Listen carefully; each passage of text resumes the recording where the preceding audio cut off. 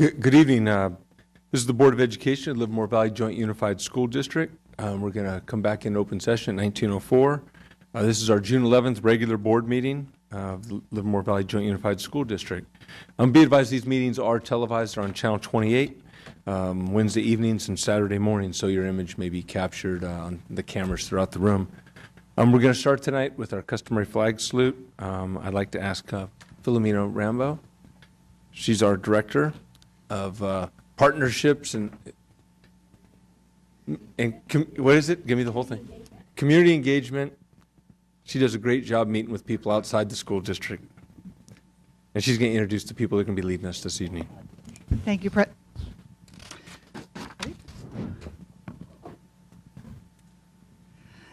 Thank you, Board President Bueno. At this time, I would like to invite Olivia LaBarbera, our outgoing student board representative, and Avery Witherspoon to come forward and lead the pledge. Next year, as you know, Olivia is going to be a freshman at Cal State University Long Beach, and Avery is going to be in third grade at Joe Mitchell K-8.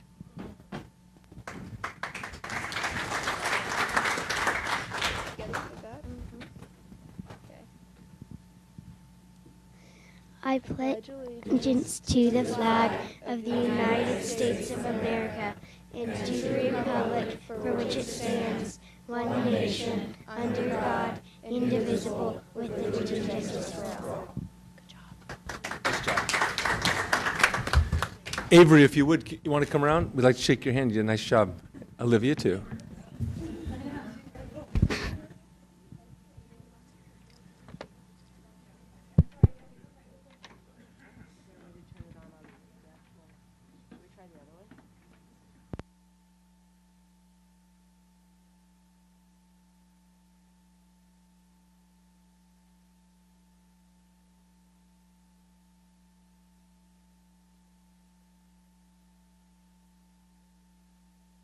We're coming back into open session. We've been in our closed session. And any items that we talk about in closed session, any actions we take, we report out.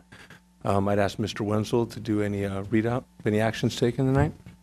Yes, sir. By a vote of 5-0, the board approved the release of a probationary classified employee. Thank you, Mr. Wenzel. Let's go over a little bit of the housekeeping and some of the meeting procedures. As you came in, there's some agendas. We also try to keep it up on the sides. This is our regular meeting of the Board of Education of Livermore Valley Joint Unified School District, and our primary focus here is on the education of the students within this district. During the meeting, you or members of the public will have the opportunity to express and share your thoughts, ideas, concerns regarding the subject matter within this jurisdiction. During the board's discussion on each agenda item, there'll be a time for you to have the opportunity to speak to that item. If the topic you'd like to address tonight is not on the agenda, I ask you to fill out a tan speaker card. They're found in the lobby on the way in. And if you want to fill out something, if you want to speak to an item that is, then fill out a blue card. In either instance, please just take the card and hand it to one of the young ladies over here, our IT folks, and they'll bring it around, and we'll call up your name in no particular order to speak when that topic comes up. It's not mandatory to fill out the cards, but it's nice when you come up, say who you are, and make sure that when you come to the microphone, there's a little button on the base. Make sure that the green light is lit. We'd like to capture the audio. While we might be able to hear you here, these are televised, so we'd like to make sure we have a good recording of the whole thing. Again, these meetings are on cable channel 30. It's on TV 30, and they're on channel 28. They also do them on 30 as well. Wednesdays at 7 p.m. and Saturday at 9 a.m. You can also catch them on the internet as well.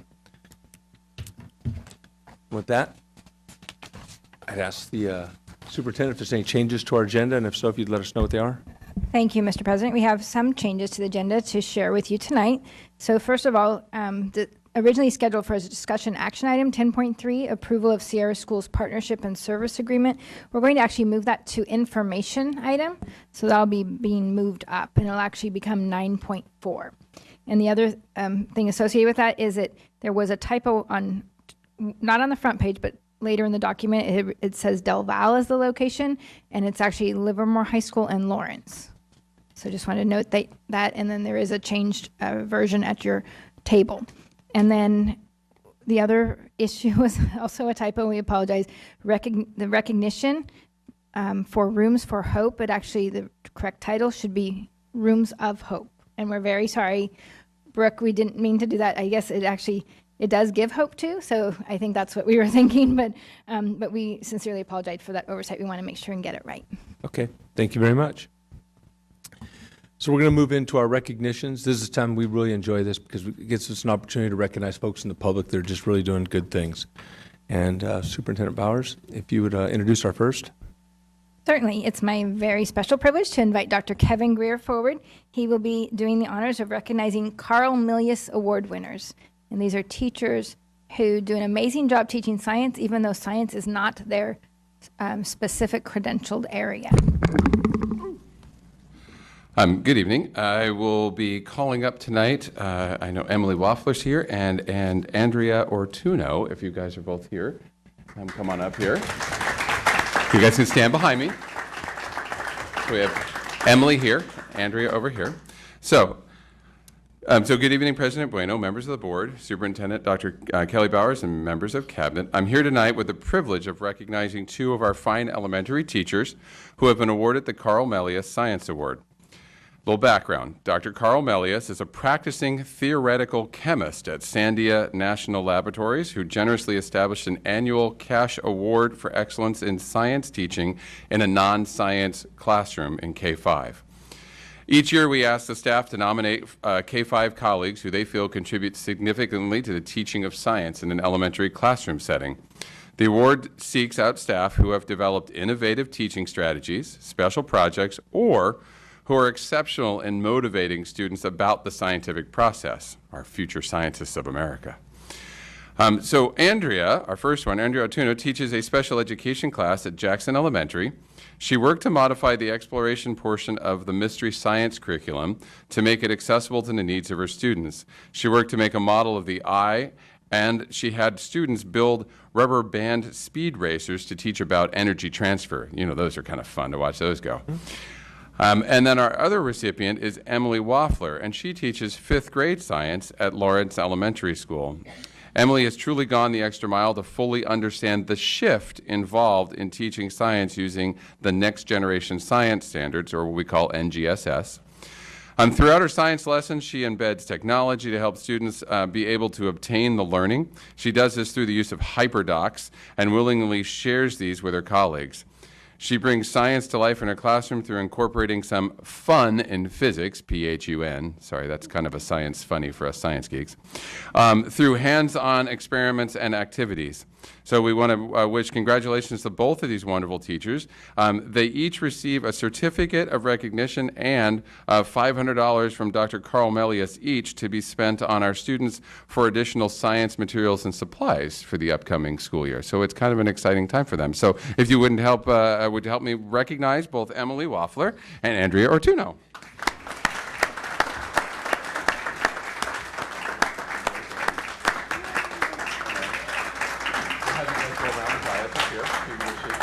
They'll come by and shake hands with you.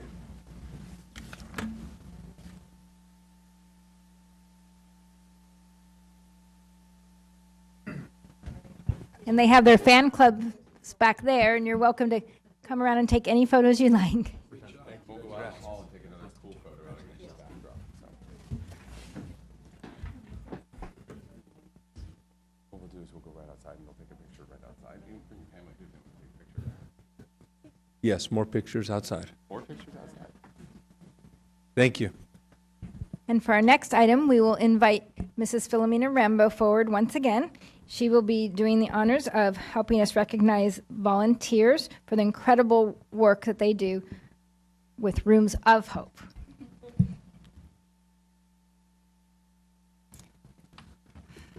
Thank you, Dr. Bowers. Good evening again, President Bueno, members of the board, members of cabinet. It is my honor this evening to be able to lead our recognition of the Rooms of Hope, volunteers who do tremendous work for our students. At this point, I would like to invite those who are representing Rooms of Hope to come forward. Shelley Ham, the executive director, and Brooke Witherspoon, a board member, are both here this evening.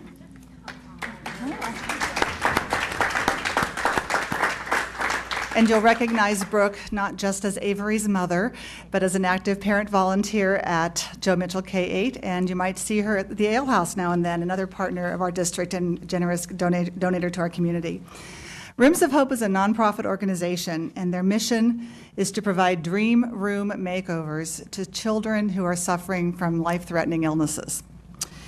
Dedicated volunteers work with the children and their families, and they come in and they help understand what would help this child get through this difficult time, help this family get through this difficult time, and they meet together and they do a miracle of work to transform this home for this child. They're active as an organization throughout all 9 counties in the Bay Area, and any child who is facing a life-threatening illness from the ages of 4 through 19 is eligible to ask for help from the Rooms of Hope. In our district, it's often our nurses, and it's sometimes Jill Hornbeck, who is the library media specialist at Mendenhall, who are the connectors and who help this great work happen. I know some of them are here this evening, so if you are involved in Rooms of Hope and you're in our district, could you kind of wave so we can see who you are? That's great. So working with our district nurses, Rooms of Hope will come in and they'll meet with the student, they'll meet with the family, they'll kind of understand the situation, and then their volunteers just get to work and they do some transformation. And usually that involves having the family move out of the house for a little while they reconstruct and redecorate this room. So I want to tell you 3 little stories that have happened this year, just to give you a sense of the generous work that they do. Our nurse, Julie Howard, had an 8th grade student who was suffering from life-threatening cancer. She is suffering from life-threatening cancer. She's been in and out of the hospital all spring, and from what Julie says, this student is maintaining her hope because she's so excited to be part of the planning of her room makeover, as well as looking forward to having it be completed. A story from Nurse Carolyn Reggiardo, and you may remember this from earlier this year. One of her young students faced really an impossible diagnosis, and because it was so short term, Rooms of Hope rearranged their entire schedule. They came in, they gave him a dinosaur-themed room, but not only that, he was a child in a large family, and they decided, let's just help this whole family out. So they put them up in a hotel, and they redid the rooms of everybody, so that when they came back, their living space was so improved that they could find some joy and some peace in their final hours with their child. We have another student a middle school student who found out in January that he needs a heart transplant. And so in the midst of undergoing many tests and procedures, Rooms of Hope met with the family and found out that not just this bedroom, but their entire space was in need of renovation. So they went way above and beyond their original plan. They pretty much redecorated their entire home, bought in furniture, and really made it a beautiful place. So I'm sure your hearts, as with mine, our hearts break to hear about our children who are struggling and our families who are struggling. And so it is with great gratitude that we say thank you to Rooms of Hope. And this is another example, I think, of how it takes a village. We are a community in Livermore, and we are so grateful that they're part of our community and our village. So thank you very much, Rooms of Hope.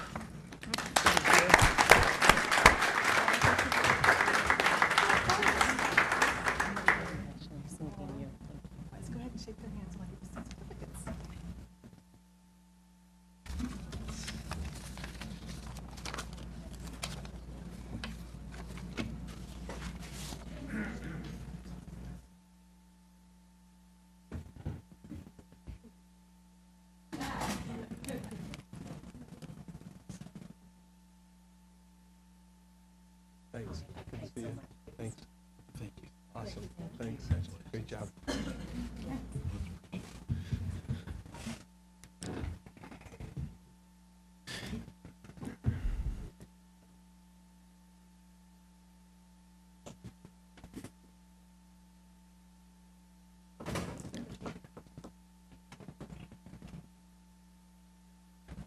Oh, I do have, there's one other change. If you can make one change on the agenda, we have a 3rd recognition. And so if you could, yeah, I'd like to have Philomena Rambo stay up. And I know we have a group here tonight, American Association of University Women. That's right. Maybe you could do that introduction for us. I would love to do this introduction. This evening I have the pleasure of introducing representatives from the Livermore, Pleasant, and Dublin branch of the American Association of University Women, AAUW. And you'll recognize AAUW as one of our partners. They are dedicated to promoting equity in education for women and girls. They are one of the founding organizations of Expanding Your Horizons, a conference for girls. This past year, or a year ago, they started in our district STEAM Divas, which is a 5th grade introductory version to Expanding Your Horizons. Many of our middle school girls over the years have had the opportunity to go to Tech Trek, a week-long science camp at a local university, and they have for many, many years been awarding scholarships to women to pursue higher education. So that's what AAUW is about. I would like now to invite up Devin Lahar, who's the president of the Livermore Pleasanton Dublin branch, and Anita Massey, who are going to do something. Oh, we'll do something, Philomena. Thanks for coming, both of you.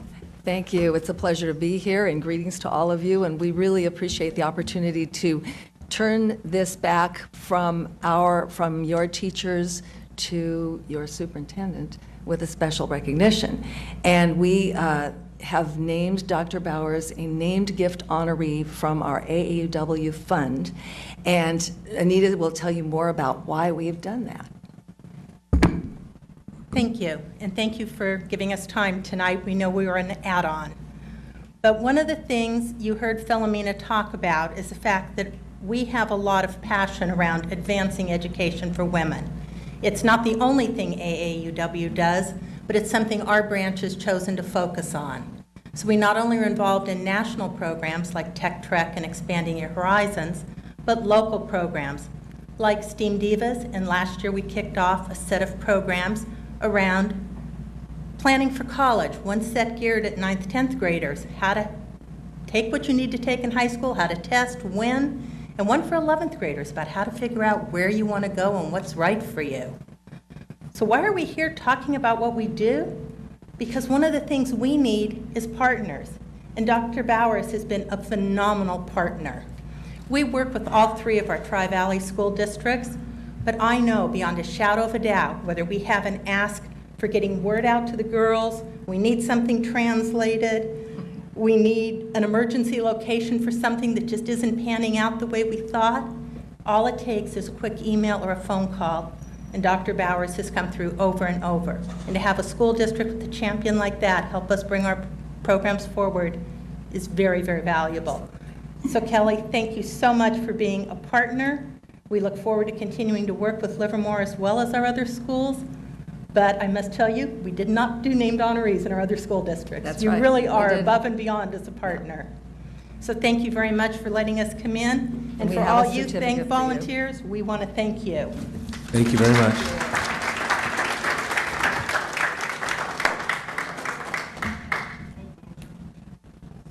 Where's a good spot for your pick, Bob?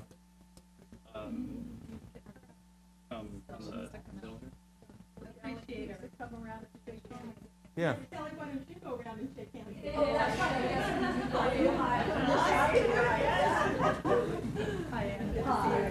Thank you very much. Thank you. Thanks for honoring our superintendent. Thank you very much. Nice job. Thanks a lot.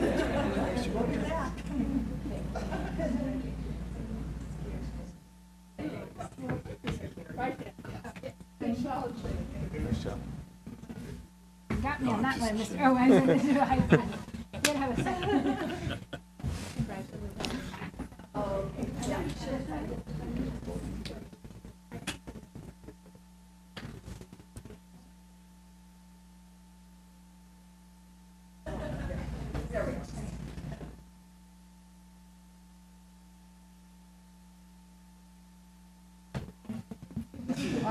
Thank you so much. We'll be talking to you. Oh, I'm sure.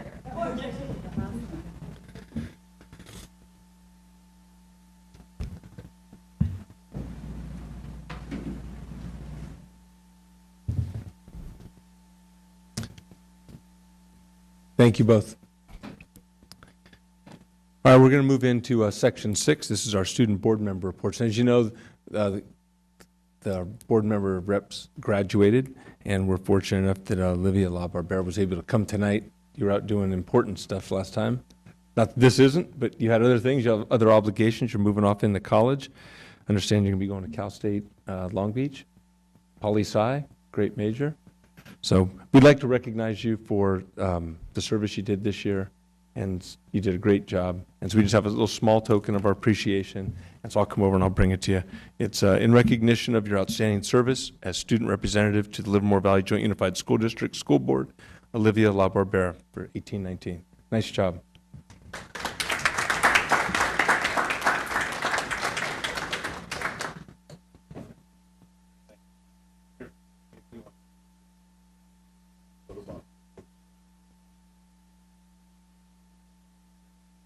If you'd like to say something.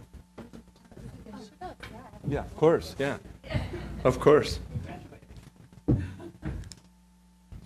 Okay, so good evening, Board President Bueno, members of the board, Superintendent Bowers, and Cabinet. The class of 2019 had a busy past few weeks at Livermore High. We started off our last few weeks with a wonderful senior trip to Disneyland. We all had so much fun, and other than the very long bus ride, it was one of the best memories of high school. Being able to go to the happiest place on earth with all of your friends is a once-in-a-lifetime experience that none of us will ever forget. The start of the next week started with excitement as we had our last Spirit Week, which led up to our end of the school year rally. The end of the school year was a complete success. We all enjoyed watching the jazz band perform, which was a complete hit. We also saw a performance from Drumline and came together as a class to compete in class karaoke. The rally and week came to a close as the seniors were announced the winner of the Spirit Belt competition for the second year in a row. This year, we racked in over 95 points, which is pretty impressive considering the class in second place only had 55. Our last weekend of high school was amazing. We successfully held a wonderful senior ball and everyone had a blast. It was so much fun to see everyone dressed up and come together as for one last dance. Our last week of high school went by way too fast. Before we knew it, finals were over and the only thing we had left was graduation. We watched our amazing senior video that was produced by Harley Wilder, and we woke up and had senior breakfast and graduation practice the next day. And finally, the moment we were all waiting for, graduation. Graduation was wonderful, and we had the pleasure of Dr. Kelly Bowers and Mr. Rogie in attendance. It was for sure a moment we will all never forget. Overall, I'm thankful for all the connections and opportunity Livermore High has given me. I am also honored to have been given the opportunity to serve as a student board representative. It's been an experience I will never forget. Thank you, good night, and even though I'm no longer a student at Livermore High School, it is still and always will be a great day to be a cowboy. Thank you very much.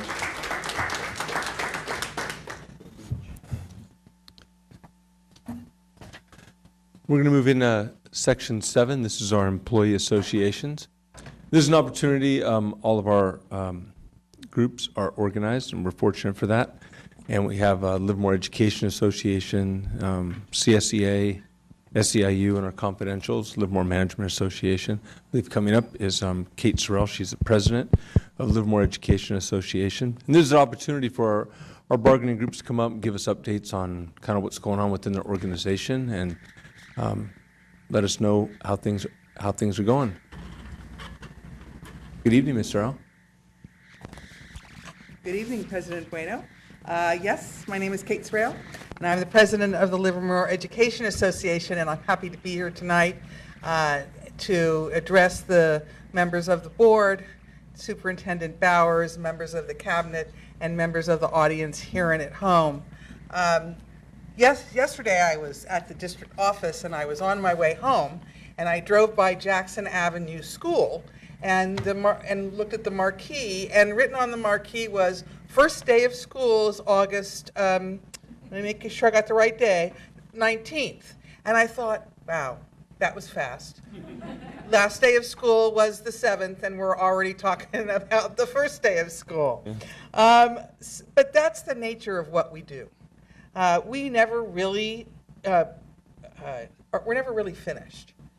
There are trainings scheduled for June and August. Positive behavior intervention systems support. Positive behavior intervention support. I usually use the acronym, but I'm trying not to do that. And multiple tiered systems of support and study sync. Elementary report card teams are meeting to fine-tune the new report card. Nurses are inventorying their supplies and scheduling time to review immunization records. And I know there's more, but I just can't keep track of all of that.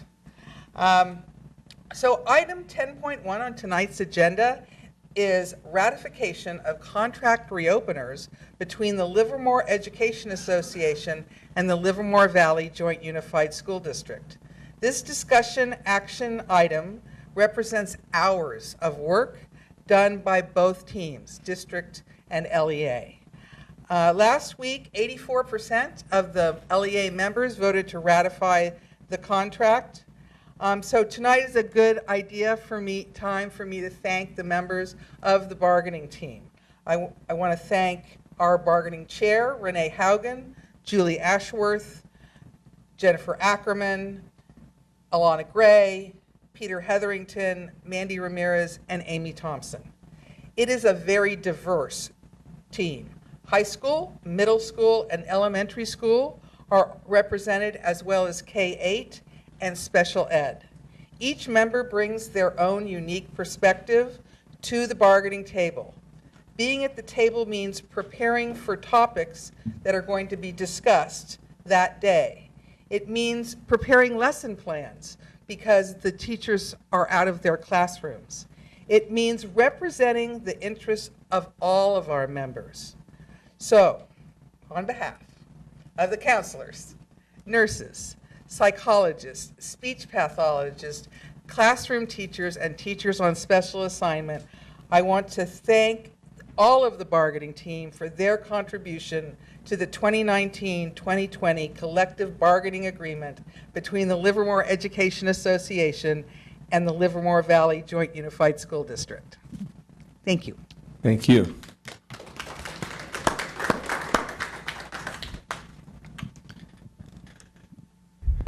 And I don't believe we have representatives this evening from CSEA and SEIU and our confidentials. It's Mamie Kristovich, Teresa Jennings, and Cindy Martinez. But thank you for all that you do. Communication from the public, moving to our next section, is a time for the public to comment either in writing or verbally on any item that is not on our agenda.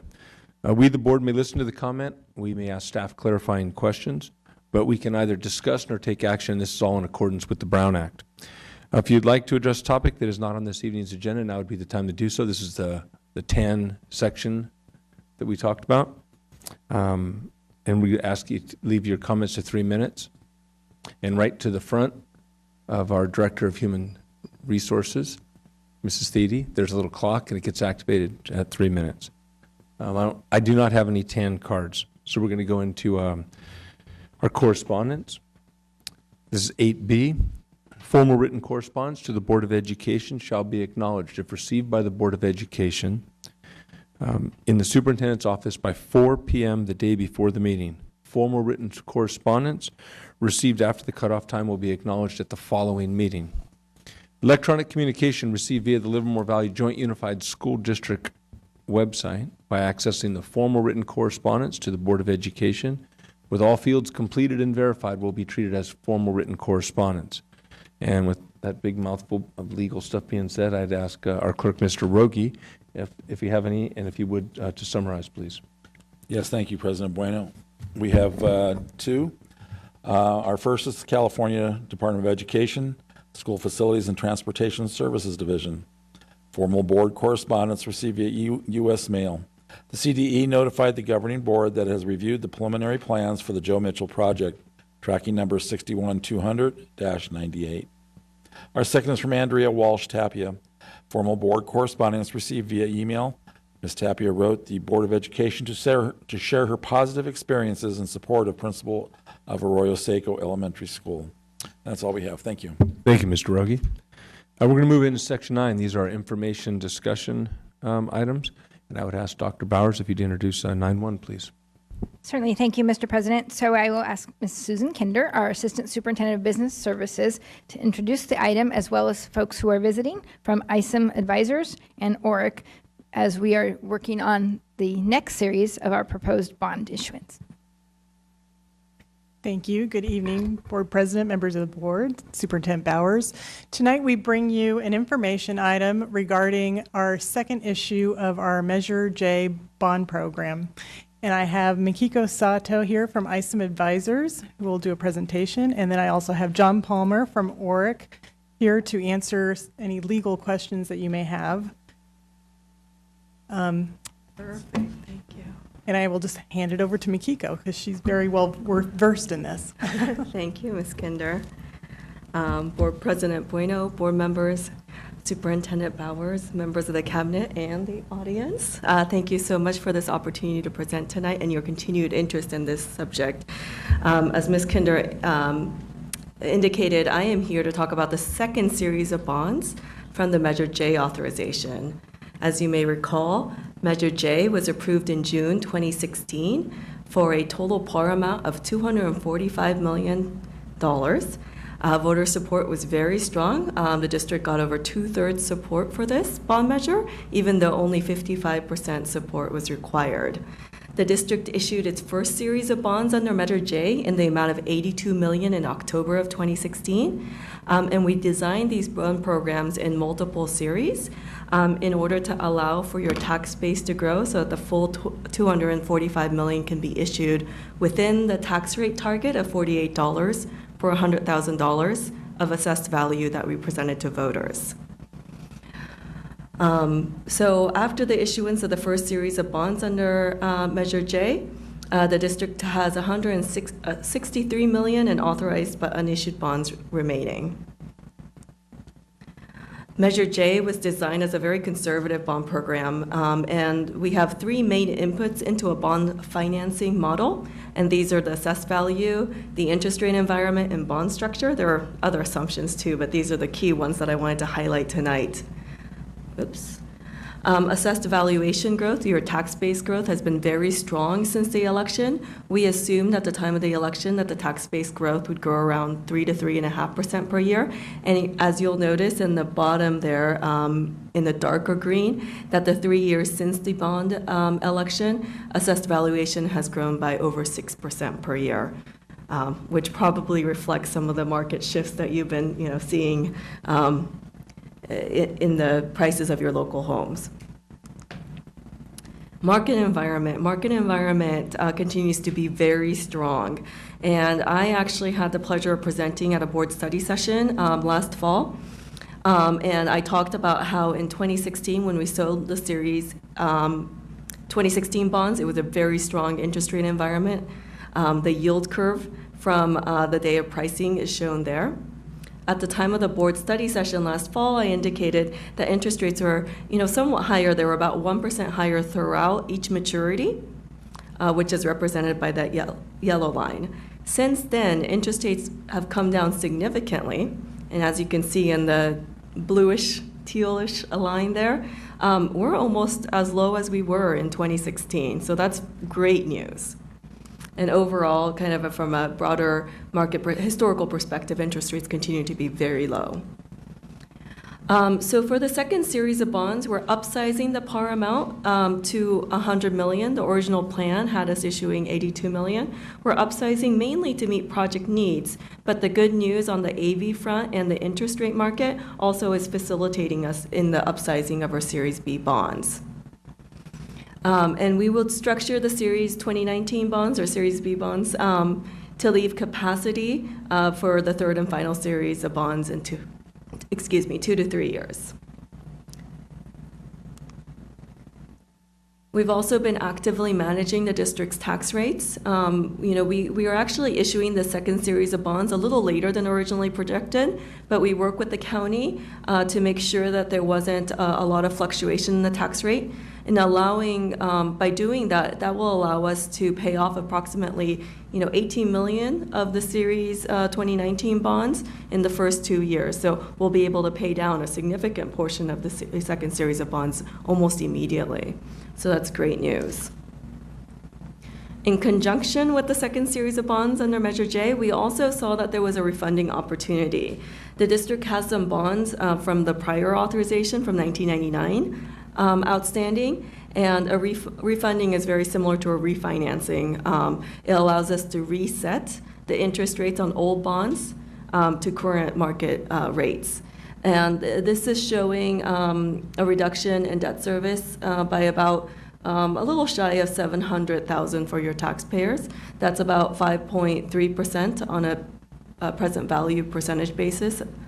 So we're recommending that the district move forward with the refunding in conjunction with the new money. That allows the district to reduce costs on the refunding, and also, minimize staff time so that we don't have to do a totally separate financing for the refunding bonds.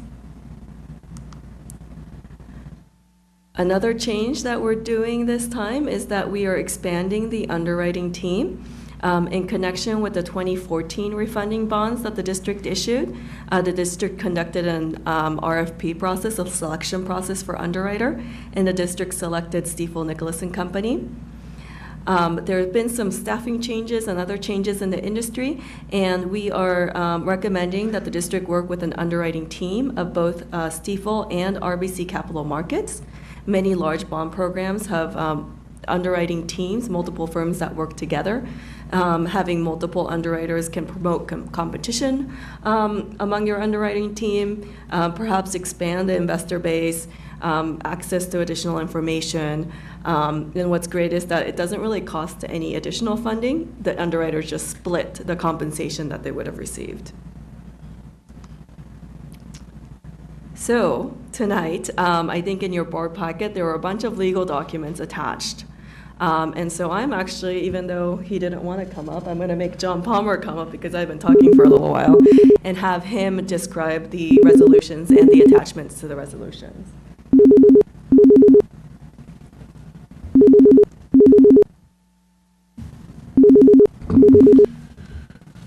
Good evening, board members, cabinet members. My name is John Palmer from Orrick, Harrington, and Sutcliffe, and we're your bond lawyers.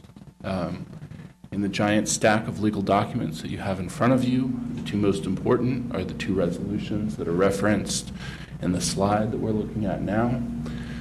Each resolution does three main things. The first one is that it authorizes the issuance of bonds, either new money bonds or refunding bonds, depending on which one we're looking at. The second one is that it approves the forms of the documents that we're going to need to execute in order to consummate the financing. And the third one is that it delegates to staff the ability to do those things that are necessary in order to get the financing done. The main documents that we need in order to get the financing done are a paying agent agreement, which describes the terms of the bonds and how they get paid. Preliminary official statement, which is the document that we use to market the bonds to investors. A continuing disclosure agreement, which is the district's agreement to provide periodic updates to the market about financial goings on in the district and to tell the market if certain enumerated events occur. A bond purchase contract, which is the agreement between the district and the underwriter to buy the bonds.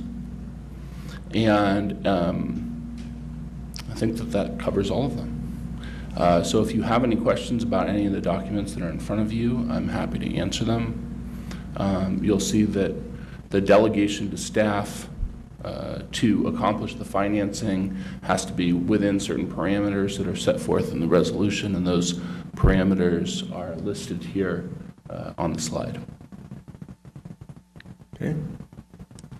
Thanks very much. And just to be clear, the board is going to be requested to approve the documents at the next board meeting. This is just the first reading for questions. Okay, great, thank you.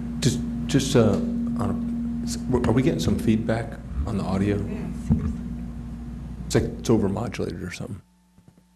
If I can hear it, I know everyone else can because I've got really bad hearing, so. Thanks. Okay. Thank you very much. Yeah. We're going to start with Mrs. Prusso. Maybe this is because I'm new, but apparently I got to use the new card for a year. Is that what we decided? I do have a question about the issuance, the second issuance. What was the original finance plan? What's the difference on that? The original finance plan had us issuing the $245 million in 3 series in almost equal par amount, so it was 82, 82, 81. Okay, and so having the second issuance at 100, how does that affect the rest of the bond? I mean, that's not a problem, or? coming out at the end? What's happening with the series, the second series of bonds, is we're actually issuing it a little bit later than what we had originally planned. And in that time frame, the assessed valuation of your, the tax base growth has been higher than expected and interest rates are lower. And so we're able to issue a little bit more while staying within your tax rates. Okay. So we were able to kind of, model that out in your bond within the model to make sure that it fits with the larger par amount. So, conversely, if your tax base growth wasn't as strong or interest rates were higher than expected, we would be talking about maybe lowering the par amount. But in your case, there's been a lot of good news around the bond program. Okay. Yeah, and I'd add, maybe from a legal perspective, that there are several constraints on how much you can borrow at once. Two of the big ones are, under state law, you can't exceed $60 per $100,000 of assessed value. And we're well below that, but that's one of the constraints. And another one is you have to be able to project that you're going to spend the money that you borrow in 3 years. Right. And so those are two sort of legal constraints on how much you can borrow at a time. Okay. And I'll just mention, sorry, John mentioned the $60 tax rate, but that's the legal requirement. We're actually self-imposing a $48 tax rate on our program because that's what we shared with the voters at the time of the election. Okay, thank you. That answers my question. Thank you, Ms. Prusso. Mr. Rogi. Yes, on the resolution, the maximum term is 30 years. That can be paid off earlier, but can you give us the mechanisms of how we can pay it off earlier? Sure. So we actually did that in conjunction with the 2014 refunding. In a refinancing or refunding situation, we can't extend the term of the repayment, but we can certainly shorten it. And so with the 2014 refunding, we had an opportunity, we had sufficient savings to, reduce the repayment term a couple of years. So we were able to do that in connection, with that refunding. And in the future, if we have refunding opportunities, we would be able to look at whether we'd be able to shorten the term for these Series B bonds. Great, thank you. And then also, as a side note, I'd like to get some information later on about, it seems like our bond rate's better than we were looking at earlier. Mm-hmm. But I'd also like to find out from our bond department if our costs are within that same mean. Are we spending more on labor or on the cost of our projects, or is it still about the same as we wanted it to in the time we've been talking since the last bond issuance? So that doesn't concern you, but I would like to get the information. So thank you very much. Thank you. Thank you, Mr. Rogi. Mrs. White. Yes, my question has to do with the limitations. When you said that there was a $60 per 100,000 limit, but we are sticking to the $48. Does that include the Measure L bonds that are still being repaid? No, that's a separate bond authorization, so it has a separate tax rate target. But isn't there a state mandated limit to how much we can borrow given our valuation? There is a total bonding capacity limit. That's what I meant. Which is 2.5% of your assessed value. But that's not a tax rate limit. That's just a total amount of debt that you can carry. It's a total amount of debt that we may incur. And we're close to that, or we're not close to that, or? I think, I haven't, I'll definitely take a look at that, but you should be well under the limit. I will mention that the 1999 election had a tax rate target of $98 per $100,000 in assessed value. And so we're significantly under that since the combined one is $77.10 per $100,000 currently. So we're well under that. Every time we do this, I have to reevaluate and get my wheels going around the right direction. That's totally okay. And then, when John mentioned that $60 tax rate target, that is associated with the more recent bond measure because it was a Prop 39 bond. The 1999 authorization predates Prop 39, and so only the political tax rate target, applies. But we did state 48 to the voters who voted for Measure J. For Measure J, yes. Yes, thank you. I just want to be kind of careful, because I'm a lawyer, and say that the $48 was an estimate that we provided at the time that we asked for the authorization based on the best information that we had available at that time. And during the Great Recession, which was an unforeseen event, we saw folks need to reassess whether they wanted to hold to the estimate that they had provided or increase above it because their facilities needs were exigent. And so we should just be careful, for the record, that that was an estimate and it's not legally binding. Okay. But the $60 is. But it was still written down in black and white. Yep. Thank you. Thank you, Ms. White. Mr. Wenzel.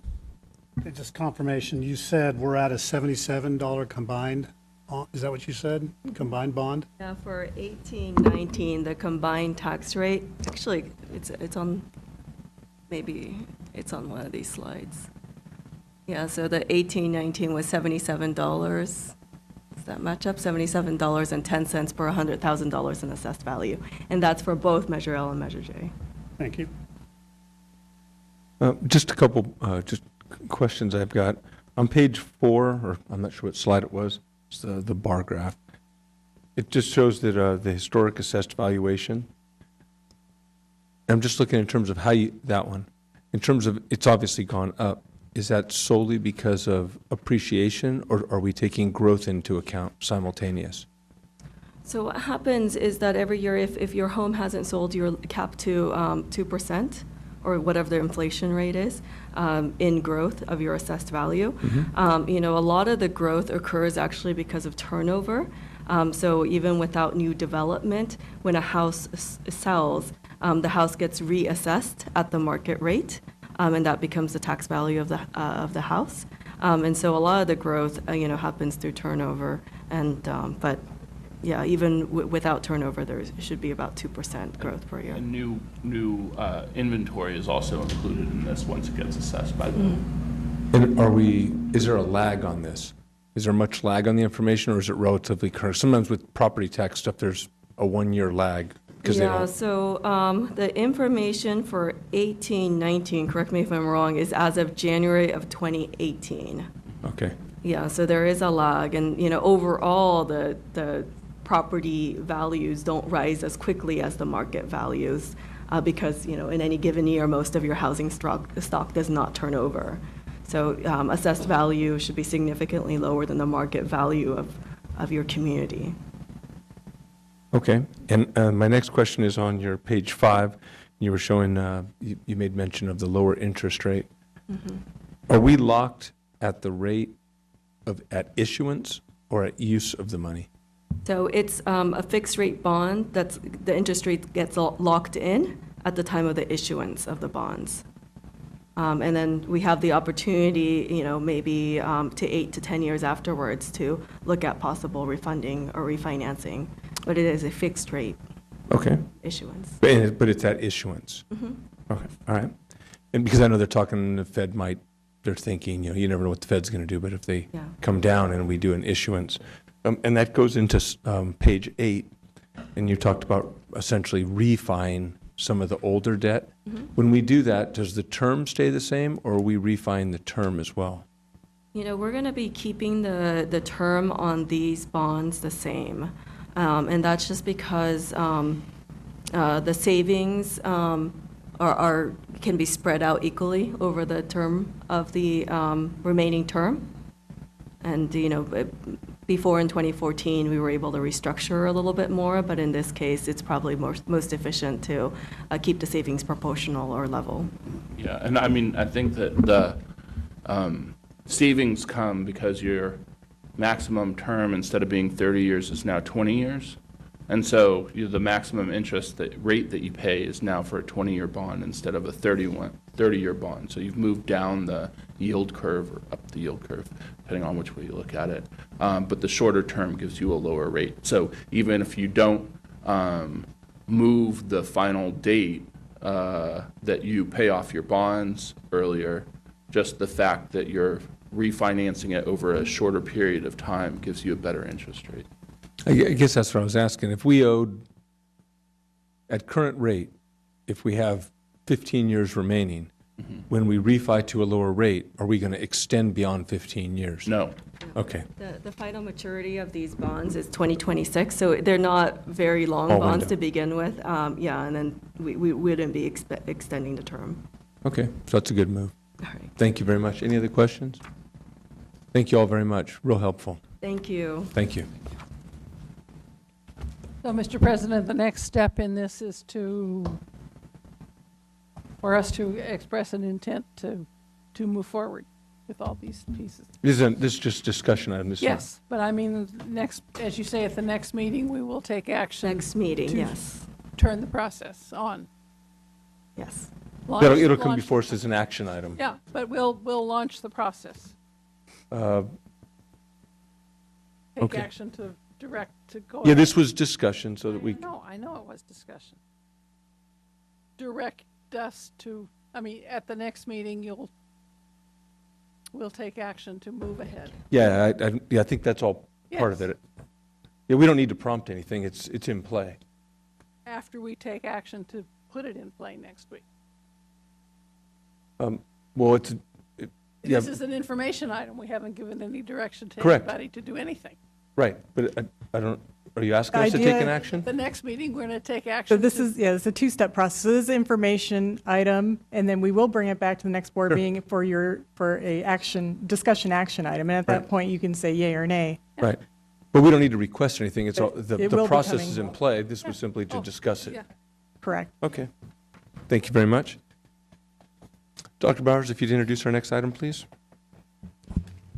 Certainly. So for our next item, I'll ask Mr. Biondi, our Assistant Superintendent of Thank you. Educational Services, and he will be provide some background information prior to the opening of a public hearing regarding our Local Control Accountability Plan, affectionately known as LCAP. Thank you. Good evening, Board President Bueno, members of the board, Superintendent Bowers, and Cabinet. Tonight I do bring for a public hearing our Local Control Accountability Plan.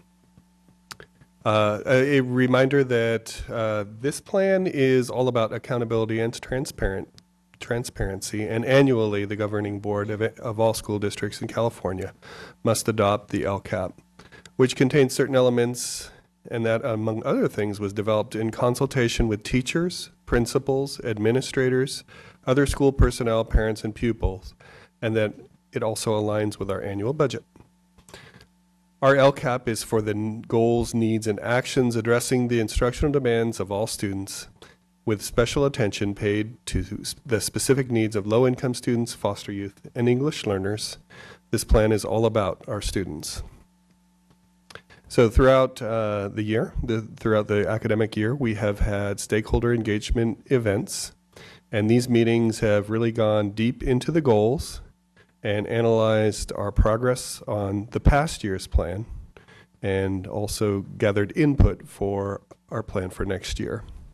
In addition to these meetings, we wanted to hear from folks who could not actually come and talk to us in person, and so we had a stakeholder priority survey with very positive participation from our parents.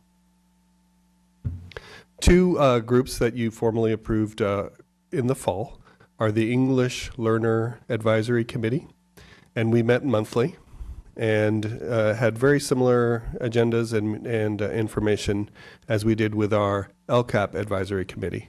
Again, we met monthly beginning in December. And at that LCAP Advisory Committee, it included representatives from each school, students, and representatives from each of our employee associations. In addition to those required steps, we took the additional steps of meeting with our leadership team in January, the Livermore Education Association group in March, and also something that we hadn't done before is asked our Parent Communication Information Council, or PCIC, to participate in a LCAP engagement session. And these are the dates of the parent survey. It opened on February 19th and closed on March 4th. As you'll recall, Goal 1 is to increase the percentage of students who have the skills and knowledge to graduate from high school, college, and/or career ready. And this is a summary of the action plans that are contained in Goal 1. I'll highlight just a few. One is to provide academic, career counseling, and outreach for first-generation college-bound students. We support specialized programs such as the International Baccalaureate, Green Engineering Academy, Career Technical Education, and Middle College. In addition, we have support for transportation for field trips for some schools with high percentages of unduplicated students. We are implementing multi-tiered systems of support that provides both intervention and supplementary materials. And the last bullet is one that we're proud of, is the Early Learning Mathematic Initiative Professional Development, which is in its second year. So this slide illustrates the modified actions. And so the first one is we support students attending science camp because some students cannot afford the tuition for science camp. And we just adjusted the amount based on our actual needs. What you see in the strike through is kind of in out with the old and in with the new information. So some measures that the state used to include in the LCAP are no longer reported on. So the first strike through as some old measures that the state had us report on, which are all now included in the college and career indicator. There is no longer a conditionally ready metric that the CSUs use. And also we had some academic indicators that we now report as distance from standard.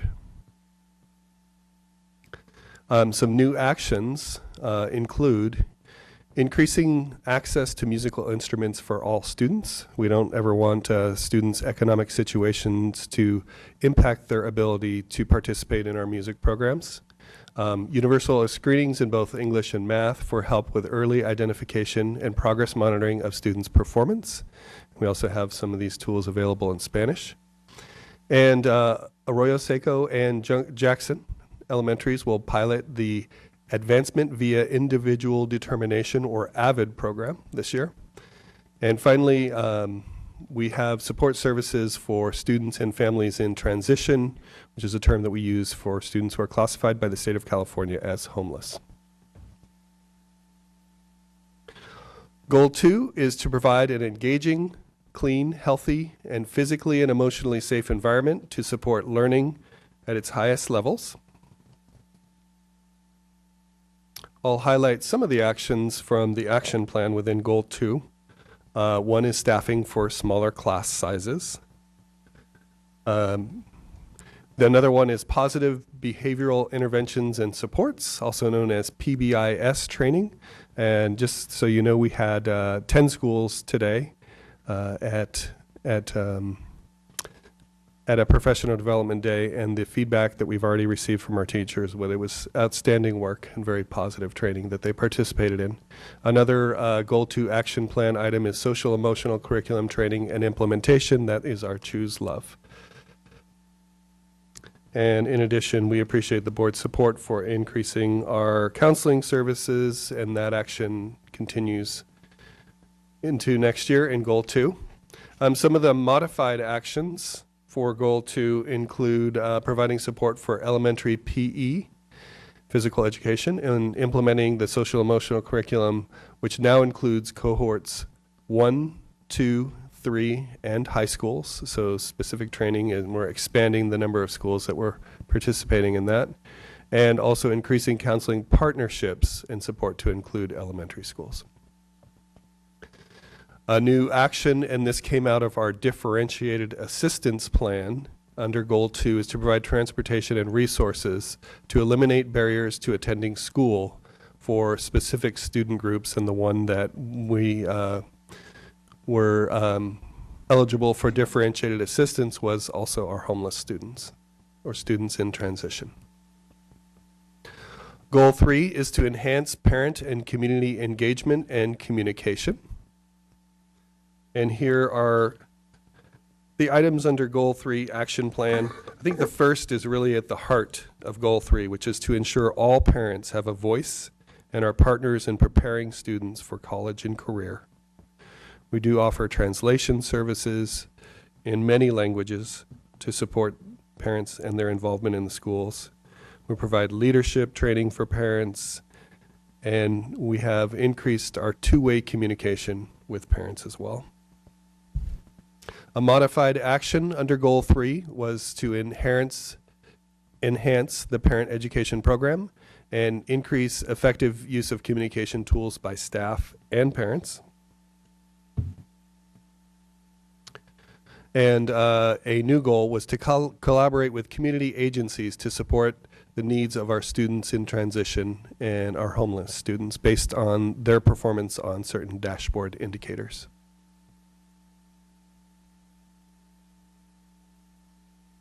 So there always seems to be something new to the LCAP, and this year it hasn't changed significantly, but two things that you will notice are that we have aligned our LCAP with two other plans that we were mandated to create this year, and those are the Differentiated Assistance Action Plan and the California Department of Education Low Performing Students Block Grant. So although those are not specifically funded by the LCAP, they are a part of our plan, and so we included them in the LCAP.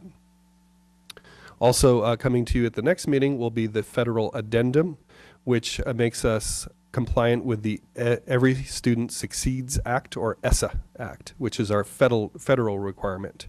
The LCAP is a state requirement.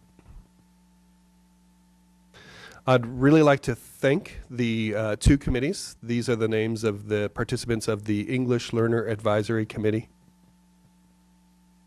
And these are the names of the LCAP Advisory Committee, and we have invited them to come be recognized next meeting when we ask for your approval of our LCAP. So the superintendent's recommendation is to open a public hearing and to take public comments regarding our LCAP. Thank you, Mr. Biondi. We'll start with a couple questions here before we open that up. So, Mr. Wenzel? Yes, thank you. Can you talk a little bit more about the federal addendum? You're talking about the Every Student Succeed Act. What's the federal government doing now, and what are they going to make us without, and what are they going to fund? The federal requirements really are asking for us to align our federal dollars, which typically come in Title I, II, and III dollars, to account for those and how they are supported, or how they support the goals of the LCAP. So it's a request. It's not a Yes. mandate. Are you saying it's? No, it is a requirement, and so you'll find that the federal addendum is a much less lengthy and detailed document. It really looks at our federal dollars that we receive, Okay. and it reports on their use as aligned to our LCAP. So it's a much less detailed document. It's federal really dollars. about compliance, Okay. and accountability. Mm-hmm. Thank you. Mm-hmm. Thank you, Mr. Wenzel. We'll move to Mrs. Pruso. I have a couple of questions. One of my questions was, I was just looking at the stakeholders. I like that the PCIC was included. And you also have on there the parent survey. Was there parts of the parent survey that affected the LCAP? Yes, so we had certain questions in the LCAP that were directly related to the three goals in the LCAP. Okay. Yeah, and we also, this year, as part of the parent survey, did include some new questions, those on around the amount of time that students are doing homework and reading at home, just to gather that feedback. Okay. And then, okay, my other question was about the advancement via individual determination, the AVID program that's going to be piloted at Arroyo Seco and Jackson Avenue. Is this just a pilot program and then we'll go district-wide, or why specifically these schools, or how's that work? This is a pilot to determine the viability of that program in our district and see if we do want to scale it to a larger number of schools. Those were schools that expressed a interest in piloting Avid. So we put the word out that we were looking for participants, and these were the 2 that expressed interest. Okay, so that if it's a good program, it works, then we might extend it then to. Then we more have the schools. option to expand, yes. Okay. And then also the increasing counseling partnerships to include elementary schools. What does that look like? So we are working with community agencies to bring in interns that can receive the hours required for their licensing to work with elementary age students. And so that's a much lower cost than actually hiring counselors, and also very effective in early intervention counseling for students. And we have So- a model for that already where it's enhancing what we currently offer. So it's not to take the place of counselors, but it's to enhance what we already have. And we've had successful partnerships that Scott Vernoy's office, Student Services, has arranged partnerships with Access and Community Health.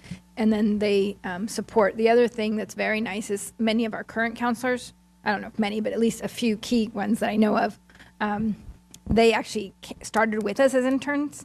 Right. And then through these other programs, and then as they finish, because that's part of their service program that they have to do in order to earn their full credentialing, then they're sort of attached to us, and they become the prime candidates to go into open counseling positions. So it's not intended to be a recruitment mechanism, but I think that we have found that works very well that way. And that's actually how for a while we had only female counselors, and there's nothing gender bias about that. It just happened to be the pool, and the folks and some of the other groups had some male, and it's nice to have students have options and different guidance and mentoring. And so actually they came through that internship programs in the last few years. So I was happy to see that. So I was just wondering how that worked. Okay, I think that might be it, but I will just double check.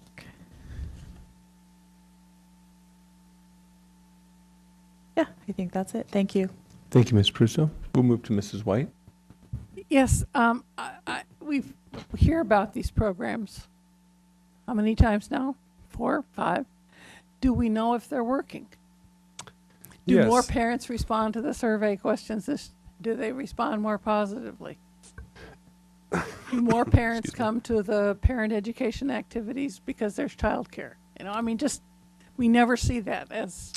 Yes, so I believe when Mrs. Rambo reported on the parent survey, we did see a significant increase in the amount of responses that we received over the past 2 years to our parent survey. And we're using a more advanced survey tool and more customized outreach to parents, more personal outreach. So we have seen that, and we do keep information, and we'd be happy to furnish anything that you had specific Happy to have you share it. I questions think on. the public ought to know how we spend their money. Sure.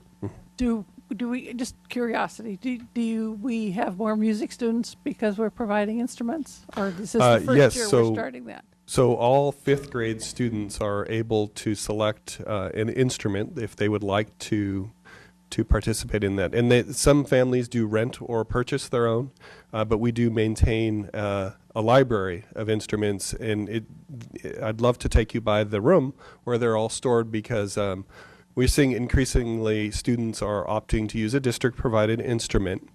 And then we also need to maintain and repair those instruments, because 5th grade students sometimes are a little rough on instruments. And so we buy quality instruments, and rather than trying to repurchase them, we really do attempt to keep them in good shape. We have seen an expanded interests, and for some reason we have more tuba players than in recent history. And tubas are very expensive instruments. They run about $5,000 each. And so we want to provide that opportunity, if we have a lot of interest in tuba, to have enough tubas for students to play. That's especially a difficult one to own and to carry back and forth from school. And talk to Mrs. Hausberg about that. And in addition, the survey results were shared in a Friday memo with our board, but we can certainly share it in different formats. And I know that Mrs. Rambo shared highlights at a board meeting, and we can pull that up for you again. And our PCIC was very interested in the results, because these are our parent leaders, and particularly they feel they have a role in outreach and involvement in trying to, there's certain things that they express that there's always kind of the same parents that are very involved, but they want to know how we can get increases in that. And what we noticed was that the Spanish-speaking parents are increasingly comfortable and welcome in our schools, and then some schools. The biggest area we've noticed that we need to do more work in from our parent club is with our middle schools, and there might be some range, but high school, it seems to be that the students want their parents there, and in elementary, it seems that the parents want to be there, and sometimes in the middle schools, as our survey showed, now I sound like that. Isn't that like a show, Family Feud? Our survey shows that in middle school, there are sometimes a feeling that maybe the kids are saying to their parents, don't be as involved. And so what we want to come up with our parent engagement handbook is how best parents can be involved. They need to stay involved. And the K-8 is saying that they don't quite experience that because they're just continuous and they just kind of stay. So it's so we're really going to focus next year with tips from the middle schools that are more successful in maintaining a high level of parent engagement, whether they are the traditionally involved parents or either others. So we're going to be looking at that and coming up with more recommendations, because that was an area that our PCIC, Parent Club Information Council, said that they are wanting to increase engagement. We know when you have parents engaged, then you tend to have more success for students. Mrs. White? You okay? You asked my question. Okay, I just want to make sure you're complete. I'm finished. Okay, we're going to go to Mr. Rogie. Yeah, just on a question on what is the parent engagement? How do you contact parents? For any particular reason for outreach or whatever you're trying to get? So we have Blackboard is a communication tool which can do email and text messaging and also audio messaging as well, telephone messages. We have a variety of social media tools that we use, but for the parent engagement survey that we referred to, we used a product called Qualtrics, which is really a nice product because it syncs with our parent database and it sends out personal, like, hello, Mr. Rogie, we're interested in your input in our schools. And so it's a personal email. And then if you complete the survey, then it doesn't bother you again. It just says, thank you for completing the survey. And it also keeps track of those who have started but not completed and those who haven't started. And so we found that really helps, is we don't kind of annoy people by sending them reminders for something that they've already done. And those who started, we actually sent out a text message letting them know that the window was closing, and we got 400 responses by using a text message for that. So we use a variety of tools because we know that different people have their different preferences as far as communication goes, and that's evolving. So everything's based on technology. Does anybody ever pick up a phone and cold call? Well, we do have the ability through our messaging system to have the principal's voice or the superintendent's voice, and we use that for emergencies, but can also use it for other purposes. No, what I mean, just a person picking up the call. We do. We have phones and we use them. We have for two-way mass communication. communications, not so much, but for the one-on-one, absolutely, we do a lot of that. Well, I'm just wondering, do we ever back up our statistics with a cold call to see if that's also fitting? A personal talk over the phone, is that eliciting the same information that we get through our electronic communications? Well, we did have focus groups as part of the parent engagement task force, and so we did have some face-to-face focus groups as well. For those that show up, I'm trying to find out the engagement of people who don't show up, don't answer emails, or don't have the ability to answer emails, but they do have phones. So one of the things that I did a year ago was we had noticed from our survey that some of our African American families were not feeling as welcome, or maybe they felt a little different than other families in Livermore. And so in that case, I made a personal phone call to families, and then they helped me identify other families. And then I held a one-on-one session. I believe Mr. Biondi was there and Mrs. Rambo. And we just met with our families, our parents, and just asked them, how's it going? What are you experiencing? What could we and should we be doing differently or better? And it was interesting because we received information firsthand to make some immediate changes and to also validate some things that we had done very well. At the same time, I think long term, one of the dads then few weeks later, something came up and he said, I would never have called you or anyone because I didn't think that was my place. I don't just pick up the phone when something happens with my child. I think usually it's my responsibility, but now I'm thinking I can reach out. And so what I saw was it was a little bit on the short term for that direct feedback, but then the long term became now we have a better relationship. And then if someone else says, well, can we actually call those people? Will they respond? It's opening that door to, they will. There's actually a person at the other end of that email and they will talk to you. So what we do from this is we look at pockets when we notice that some of our English, non-English native speakers were having difficulty feeling, accessing and navigating, then we actually had Marta Urrutia and Veronica Ferrer-Maya make personal phone calls because there are people who respond that way. There are also people who think we're robocalls and don't want to be bothered, and when we made personal phone calls with the bond and say the parcels, there's a lot of that too. But we do that when we notice the effects. And then Mr. Vernoy has probably gone most above and beyond. He did individual intakes with the students in the category of families in transition. And that has to be, there isn't even always a phone. There's a lot of issues around access. And so in that case, it's find out where you are, and our CWAs made home visits, or we're going to the Haven, or we're going to Shepherd's Gate, and we're actually engaging wherever the family is at that moment. So there are those in special categories. But I do like your idea because I know when I was a teacher and then when I was a principal, we had a rule of every 3 positive phone calls a week. And the first time you call, the parent is like, why is the principal calling me? And then you say, it's because your child was amazing and we really loved seeing you at this event. And they actually were shocked because they assume I would be calling for a bad reason. And then they find out that it's good. So I appreciate the suggestion as well. That's just a great to suggestion. ask people, hey, I'm calling because we value your feedback and we'd like to know how you feel. Well, in my experience in those, one good positive phone call like that elicits 5 other good responses. Sure, so sure. That you gave me the answer I'm looking for. That's good. Thank you. And I also know we have a very communicative community. Even if we don't call, we get calls. And I know that our board members are very much out in the community. And I believe from what you've shared with me is that people will approach you as well. And then that gets to us too. So it's another way. If they don't feel comfortable with us, they hopefully feel comfortable sharing their concerns, and then you relay them so we can address it. Okay, thanks. Mr. Ruggie, you good? Okay.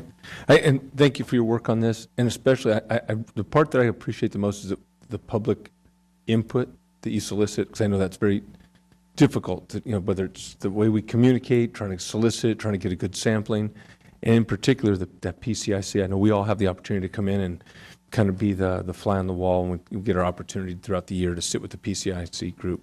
And that group, for those who don't know, to become involved, that's the eyes and ears of the PTAs, the PTOs within the community. They all have good working relationships.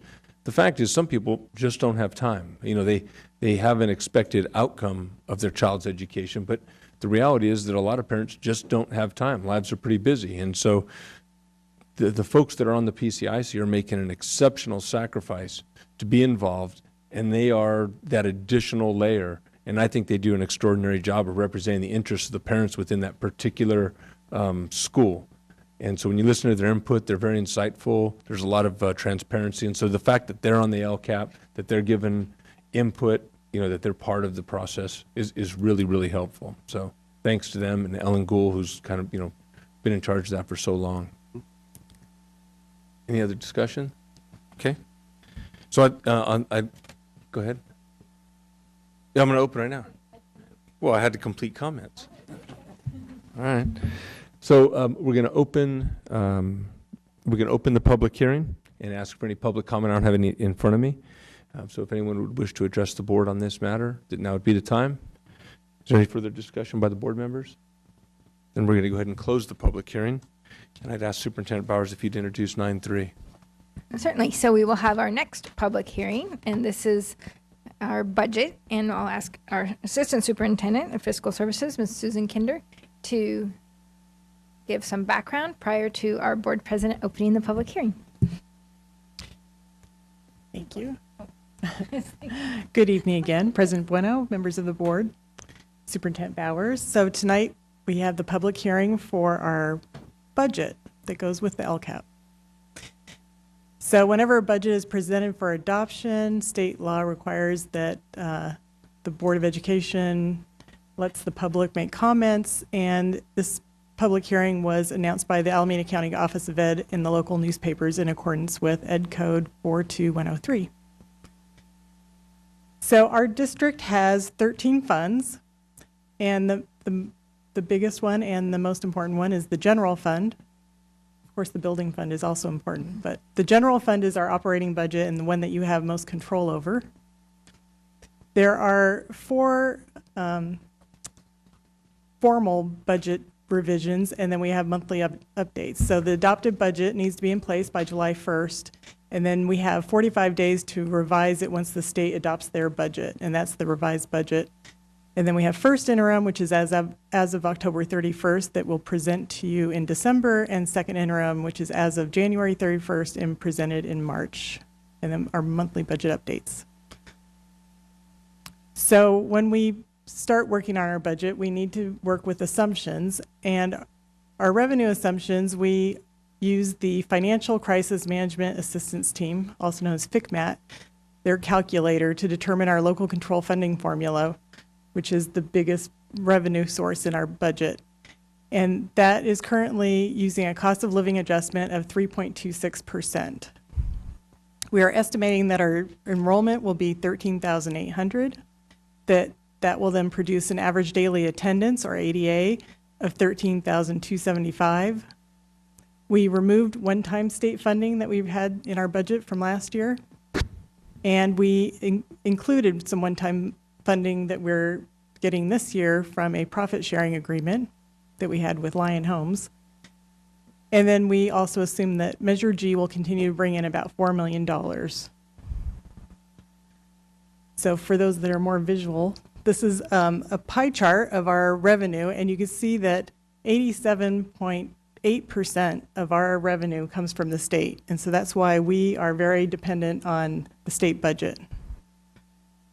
And then we have some smaller amounts. Our federal revenue that we were just talking about is very small in comparison. It's about, I can see, 3% or 3.3% of our budget. So then on the expenditure side, we are assuming that our class sizes are going to remain basically the same as last year. We have our local control accountability plan that you just heard. That is incorporated in our budget, and some of the examples of new funding sources are musical instruments to ensure all students have access, elementary PE support, and the expansion of positive behavior intervention support, or PBIS. We include a transfer to the ROP program of $1.3 million, and we have some offset revenue of a little over $432,000 from the CTE grant this year. We also include the increases to the Cal State Teachers Retirement System and the California Public Employee Retirement System. As you know, those continue to increase, although there will be some funding from the state to reduce that pressure on our budget. And then lastly, we also have included the tentative competitive compensation adjustment that will be presented to you in your discussion action items. And that is 1% as of July 1st, 2019, with an additional 2% as of January 1st, 2020. That's crazy. I can't believe we're almost in 2020. So as I mentioned before, STRS and PERS are the challenges for us. This is just a graph to show. So the gold bars are the years that we've already been through, and the blue bars are those in the future. The red line is what the expense would have been if we continued at the normal rate that it was back in 13-14. And then PERS is the same dilemma. So it's pretty ugly. So we are expecting some relief from that in the coming budget, although it's not as much as we were hoping for. So on the expense side, this is what the pie chart looks like. And 87.7% of our budget is people. As you know, we are a people business. We don't make widgets, so that makes sense. The rest of our budget is basically to cover our utilities and other contracted services that we have to expend. So in a summary, our estimated beginning balance is a little over $5.1 million. We are projecting revenues of $150,757,459, expenditures of $151,053,220, leaving us with a ending balance of $4,851,210. And of that, we have $50,000 in revolving cash, $150,000 in stores inventory. We continue to have a 3% reserve for economic uncertainty, and we have $119,613 left over for future liability for our STRS and PERS. So multi-year projection, so we are slightly deficit spending, but that's about 0.2% of our budget. But we continue to have a positive ending fund balance that maintains a 3% reserve, so that keeps us in a positive certification. So the legislature has until June 15th to come up with a budget. We have heard that the Budget Conference Committee has already reached a compromise, and they will probably be voting on it. Well, they have to vote on it by Saturday, but they'll most likely vote on it prior to that. And then once the state budget bill is sent to the governor, he has an opportunity to agree or line item veto as he feels necessary. But what I'm hearing is that because they have this compromise, most likely everything will go pretty smoothly. And then they'll have probably many bills that they'll need to work out the details on. So the next steps is the board holds a public hearing to receive comments from the community. And then the budget will be adjusted if needed and presented at the June 25th board meeting for adoption. Once the state budget is adopted, we have 45 days to submit a revised budget with any new information that we receive from the state, any updated staffing and enrollment projections, and any additional board decisions that you may have. So with that, if you would open a public hearing and then close it, I'd be happy to answer any questions. Thank you very much. Mr. Rogie? I just have a curious question. Why is revolving cash always 50,000? Because it works, or just because? That's the amount that we maintain in a bank account, and so we always reconcile to 50,000. And we find that 50,000 is enough to cover like expenses that are needed, like in emergencies, and each site has a little petty cash that's part of that. It just works. It just works. Okay, that's what I was wondering. Thank you. Thank you, Mr. Rogie. Mr. Wenzel? Mr. Wenzel? Thank you. It's a lot of work. Thank you very much. This huge budget and all the issues and what to cover. You said something about the reduction of our pension obligations. That's something that every year, there's nothing we can plan on that. That's something the state's going to always come back, or is there some actuarials that we can anticipate over a period of time? Well, the STRS rates are in statute, so they are. We do know what they are in advance. But for instance, in this budget that the governor's came out with, he's putting some money aside to reduce that rate, which is a good thing. And then the PERS, they do an actuarial each year. So we do find out the rate, but we're always given a projection so that we know what to plan for. I'm sorry. 5-year projection, or? It's usually a 3-year projection. And so it's important to know that it's based on a share that we pay statewide, and so it isn't that we're necessarily paying a portion that is for our particular employees. It's the amount that they say in statute that you pay. And our employees also have an increased accelerated payment that they're paying for their employee share. Right? I always look to Teresa and Susan's like, am I right on that? That's true. Mr. Wenzel, you good? Yeah, one more question. Okay. So we had a workshop back in March, and we were talking about different things and allocating of funds. And we talked about athletic programs and how to assist coaches and parents. And and all these programs where there's a fixed coverage of cost for the different fees, coaches stipend, referees, and the fees to play the sport. And then there's other areas that the parents are expected to cover: jerseys, equipment, tournaments, things like that. And is there, this coming year, there's going to be adjustment to that? Because a lot of parents are concerned about that, and I know coaches are, because they have to get the funding for it, and it seems it would be a lot easier and more efficient to cover those costs. So what are we looking forward to on that? So we did add approximately $120,000 to our athletic budget this year.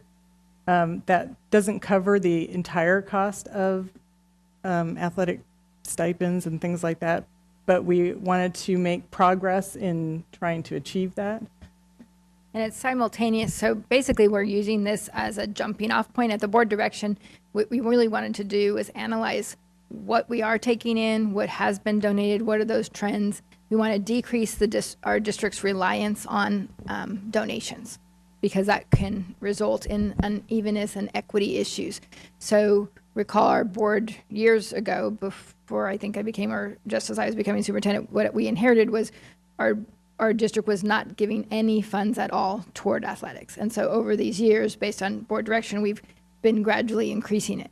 So this is a step in the right direction with another $120,000, but our concern was that we need to take a more proactive, high-profile role in how those funds are expended, with an emphasis on the lead coaches and the emergency and safety things like mats, not for the extras. Right now, we sort of have been giving them to the sites, and they've used their discretion. And yet, also, we want to take a look at the donations, and are they stockpiling?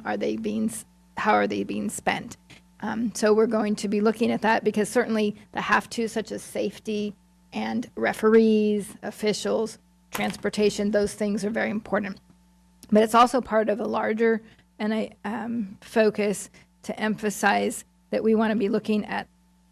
I'll be taking personally, and as well as our senior cabinet, we'll be looking at the administration of all of our athletic programs to emphasize. We're going to be reviewing our athletic handbook, and our HR department has a role in that. We're looking at all of our allocations, funding, expenditures, including from the boosters and where that funding's going. Also, our partner LVEF, they have athletics, academics, and arts, so we're kind of looking at what their priorities. I know they're looking at, 1 year they purchased or helped us purchase the safety helmets for football.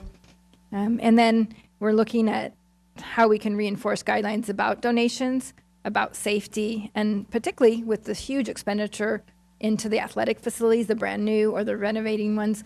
We're spending upwards of $90 million on upgrading these. And so we want to look at those for safety. We're looking at swim and pool safety. There'll be a whole new handbook that's in development.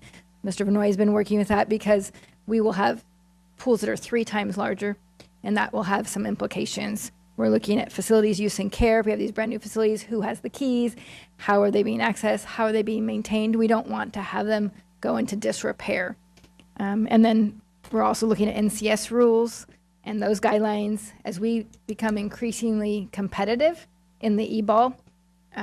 We want to make sure that we're fully competitive, and that any new coaches, and with new athletic directors and new high school principals coming in, we want to make sure everybody understands all the rules so that we don't have any kinds of sanctions or issues. So, and then sportsmanship. Clearly, character education and choose love needs to translate into some way into our to our athletic competitions. We want to be competitive, but we also want to have fans and players be respectful of athletes and of other athletes, of rival teams, how they comport themselves, as well as how people treat referees and officials. So it's actually part of a larger picture, but one of the first things is to increase funding. When you don't give funding to a program, it's hard to dictate guidelines, right? So at one time, when our board had not given any funding, then we were pretty much, if boosters wanted to build this or they wanted to give to this, then they did that. And so now we're coming into a different realm, which is we're significantly increasing our focus and contribution. And there are also some unexpected things that have come up. So that as a result of the bond. So for instance, when we closed our pools or shut them down because we'll be building new ones, then we have to now pay for our students to lease or go to either Las Positas or another pool, right? So there's some expenditures that we've increased there. Another example is last year or this year, but in football season, our fields were not accessible, so almost every game was away. So we did not burden our schools with that. We did not say, pony up. They said, how can we do this? How can we pay now 3 or 4 times in their transportation costs and buses, yet at the same time, their gate was almost zero because we weren't hosting games, and that's a huge fundraiser for them. So what we did is we made up the difference. So some of the things that we increased are temporary because long term, we won't need to do that. But we definitely have increased and invested a lot in the athletic program because we know kids who are in sports, it translates into a hook that keeps them in school, keeps them motivated. And all the things that come along with sports are not just the athletes. It's the dance and the marching bands and the school pride and homecoming and the alumni, all the other things that come along. So even if you are not an athlete, a competitive athlete, like for instance, I've never been one except for my one time in the Wizards game, but I've never been a competitive athlete, but I certainly saw the benefits and experienced the benefits from all the associated things that go along with it. So I feel really confident that we've listened to our board, and as well as there's extra money for elementary PE support, which is cultivating our future athletes. Yeah, I think it's great, and I'm really worried about the increases in maintenance with all these new facilities we're going to be building, so we have to take care of them, and I totally agree. You said something, this is an additional 120,000, so there was already 120,000 put in. That's going to be a fixed cost going over to the next year. So that'll be $240,000? Oh, Because it's more than that. Yeah, we've been funding more than 120. No. I mean, it was towards this in addition. So what I'm saying is the cost for coaches, it works out to be $345,000 for the district. No. That was 340,000 that we were unable, that was above what we've already paid. So that we were getting donations for. The cost is much higher than that, and I don't have it in front of me, but we do. I believe, Teresa, do you remember how much we were giving athletics prior to that? Come on up. And some things it's interesting because a prior board member used to actually say, are we even counting like the athletic director? And we weren't because that was part of staffing, but an athletic director is completely in charge of that, and that's a full-time FTE at both high schools. So sometimes those costs are not even considered in the allocation. Sorry to put you on the spot, if you remember. That's okay. So in prior year, we gave both high schools $100,000 for stipends, and we gave $5,000 for helmets. And the middle schools, we gave $16,000. In the current year, we increased it to $150,000 for each high school for the stipends. Helmets remained at $5,000, and at the middle schools, we increased it to $20,000 for stipends. Reoccurring. This is going to keep going on. And our intent was to increase it again next year to hopefully get to a full funding model. We couldn't bring it this year to a level that we could fully fund the athletics and balance the budget. And so our hope was to make a step in the right direction this year and then continue to make another step next year. So I think I do believe, and I think I'm agreeing, because it sounds like what we heard like in the previous presentation from Mr. Biondi is when we said music for all. To me, I think if our intent is athletics for all at some point, it would be prudent to not just put the money there first, because there's a lot of protocol that has to be put in place ahead of that, because we're going from a model where it was largely parent, fundraiser, Livermore Granada boosters, donation, all those type of funding, ASB, all those different types of funding. And as you transition over, I think there probably has to be more oversight prior to putting the money in place, just because people's expectation and their, the accounting systems they use, the systems that are in place for keeping track of things. We've kind of seen an anomaly, a little blurb on this a few times ago from NIGRO when the auditors came in. It's difficult for those groups to track money. As we're here, it's exactly what you do. Mrs. Kinder, that's what your office does, and you do an exceptional job. So if that's kind of our intent to kind of move towards that model, then yeah, I think that's good. But I think it is important this is a key component. Athletics to me is a key component of an education. And I know that it was cut prior to everyone, some of us coming on here because of the economic crisis. But if it's something that we're going to kind of move to, I'm hoping, that I can hear some, that's what we're saying. If that's the intent that we're looking for. We're also moving to a much better tracking system. The point that the fact that you pointed out is that we don't have very good figures on the actual cost because some of the costs are paid by other organizations. And so we're working with them to try to make sure that instead of paying for any supplies or materials directly or any people directly, that it's all funneled through the school district through donations so that we can make the payments so that we as a district can start accurately tracking the exact cost of athletics for the school district so that we can accurately budget for that in the future. It's a smart move. Yeah, and I just want to be clear, the parents are very generous. With the bonds and parcel tax and the things they do and the donations. And it's difficult as a coach for years and to look them in the eye, and we're expected to pay for jerseys, we're expected to pay to fix these chairs, we're expected to pay for the referees and the coaches. And so if we can come something that's really transparent and and explain to parents that this is where the funding is going, and we're doing our best with all these new issues and paying for maintenance and the new projects and such. But I really think most parents have been over the top in providing for this district. And I would like to see something returned back when I see, this is 87.7% of the people this is where the money's coming from, and over 60+% of students are playing sports. And so, they keep giving and giving. So I'd like to see something in return to help them, because they're still going to have to pay. If they want to go to tournaments and they want to go to these things, it's still going to come out, and a lot of them work really hard for their money. So I appreciate the work that you're doing. Thank you, Mr. Wenzel. And we'll move to Mrs. White. I was about to make a comment that this was it was a rollover budget with no real changes, but from listening to Mr. Wenzel's comment, it has made some changes in the way we're funding local school site operations. So where did the $150,000 come from?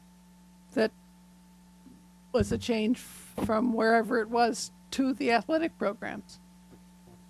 120 apiece, whatever it is that each high school gets. So it's basically coming from the COLA that we're getting from the state. But we still aren't going to have to make any changes in the rest of the program. We didn't cut something in order to give that. That's something to do this. No, But the money was waiting to be spent for some good cause.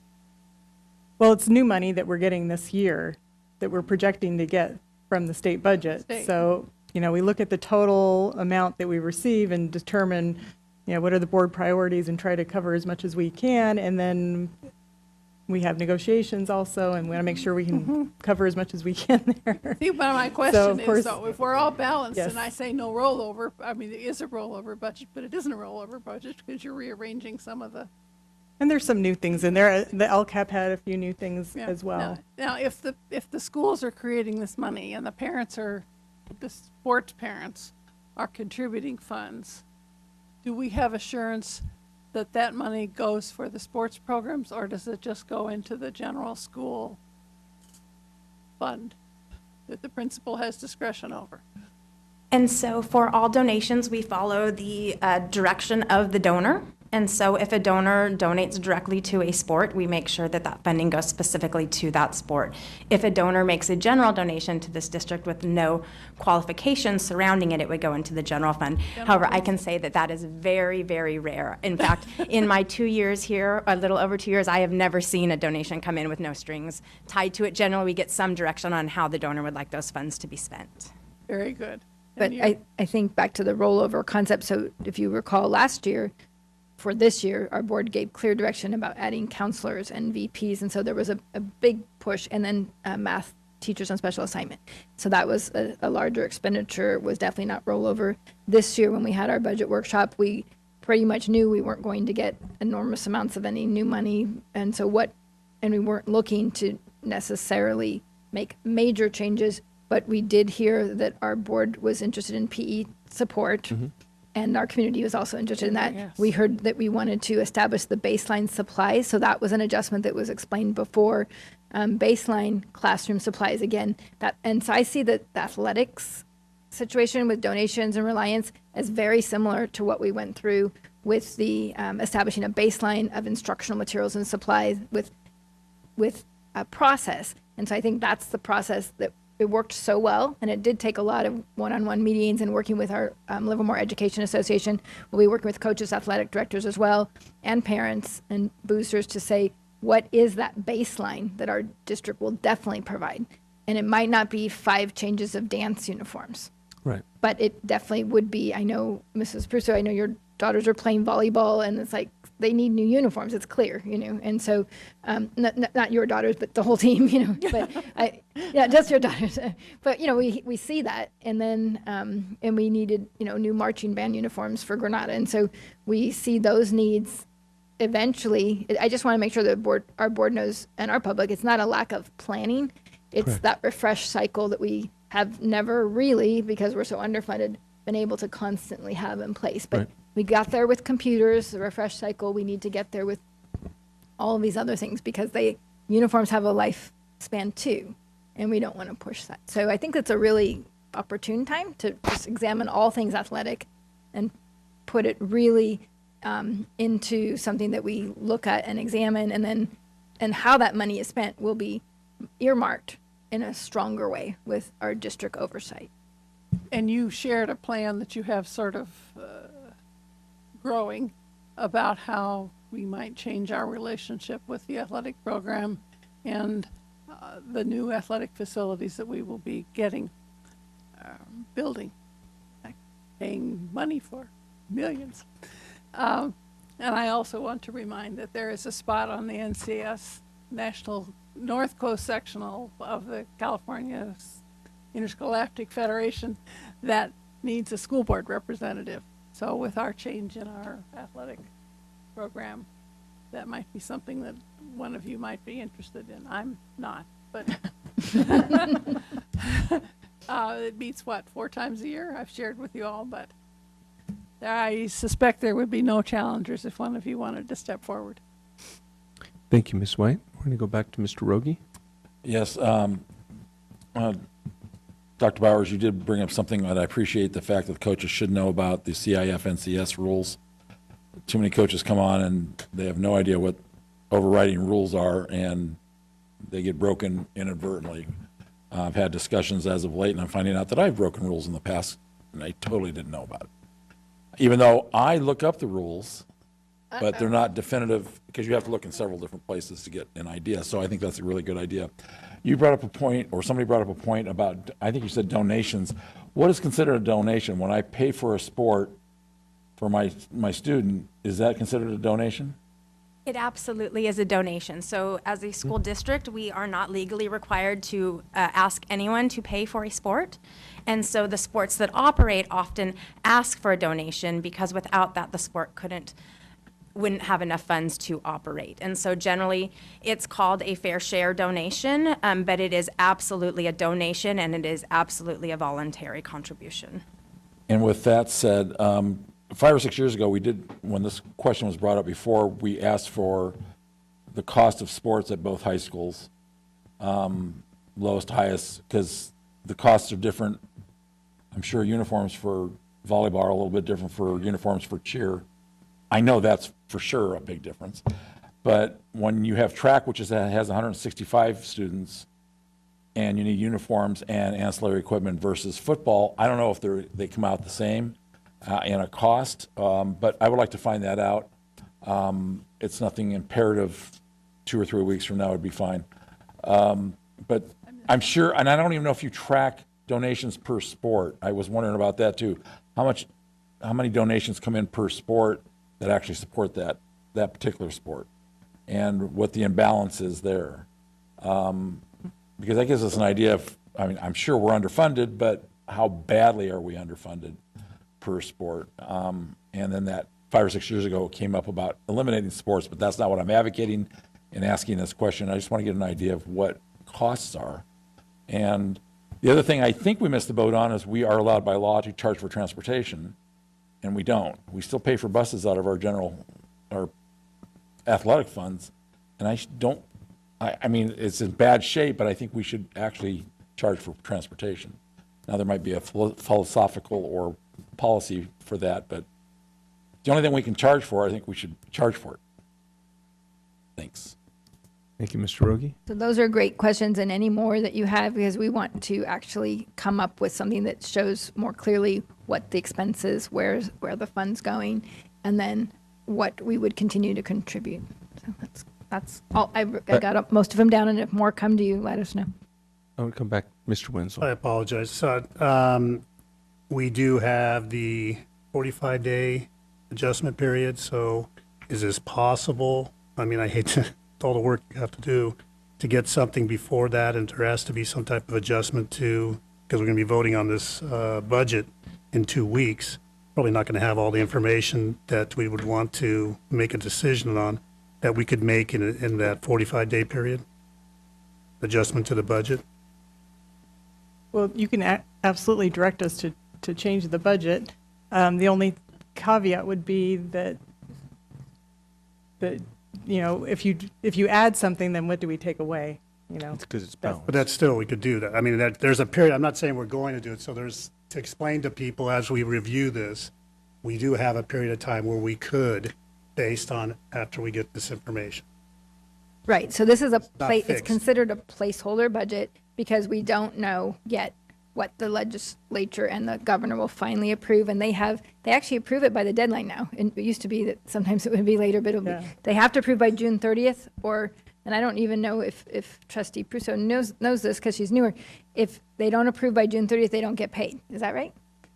actually, or by if the June 15th. legislature Oh. doesn't give a budget to the governor by June 15th, then they don't get paid. Okay, so now they always do.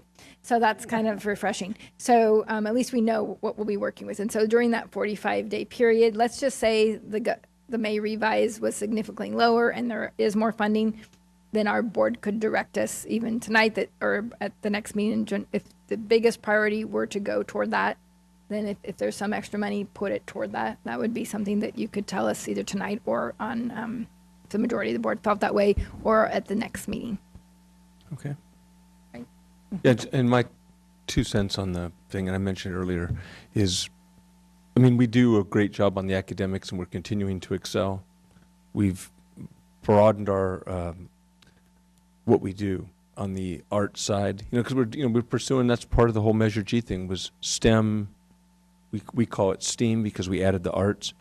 But one of those things is athletics, and it's one of those things, it's not, you want to put 2 A's in STEAM, whatever you want to call it. But to me, it should be athletics for all.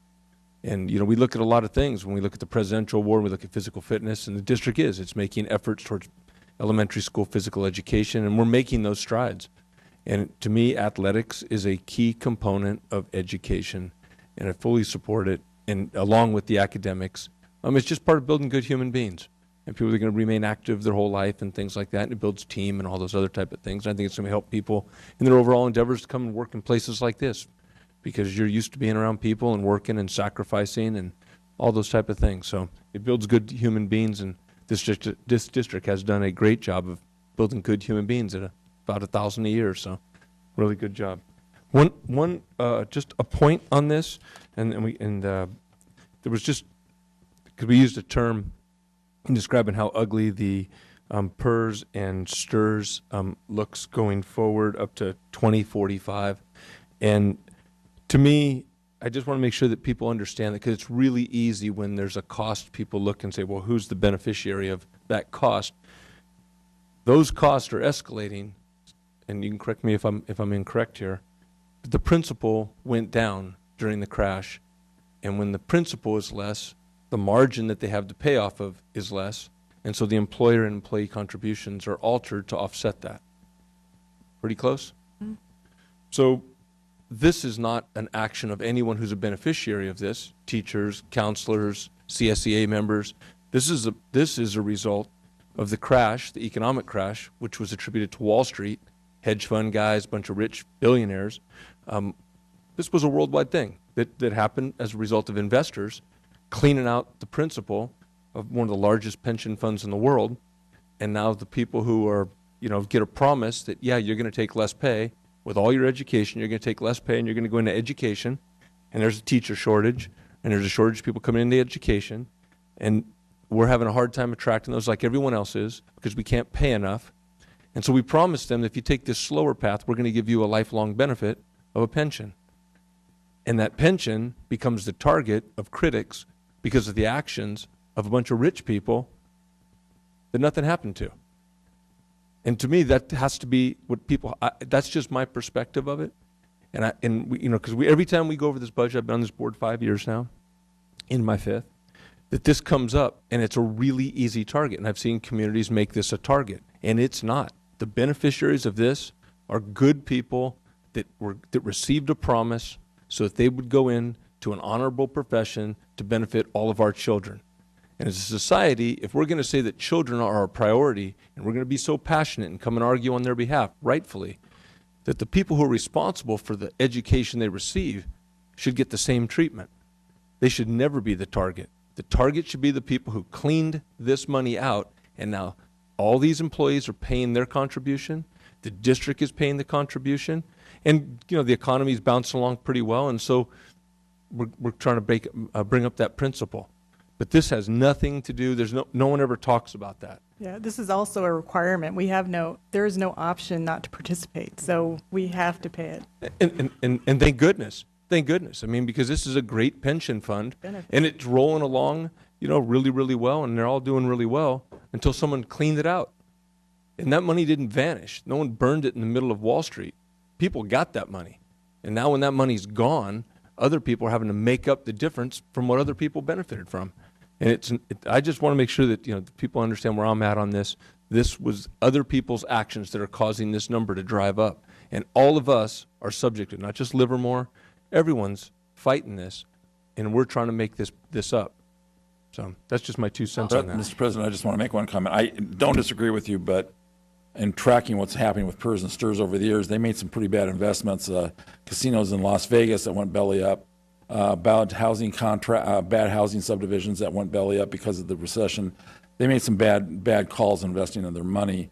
Also, the actuary, but keeping it artificially low. Was it 2% or 5% when it needed to be 11%? Those kind of issues also contributed to this. Yeah, and you're also partially right on people who have money cleaning out and making money. But there are a lot of things that played into that, and that's been discussed for years and how. But now that they've come up with a track, which is what we're on right now, to eliminate that highs and lows of everything. It's still not figured out correctly from what I last read, but you probably know more about it than I do, Mrs. Kinder. So. Well, on the other hand, I think it should be pointed out that this board is mandated by the state to do certain things. Many other public agencies specifically choose the retirement plans and the extensions and rules for their employees, and we don't in this respect.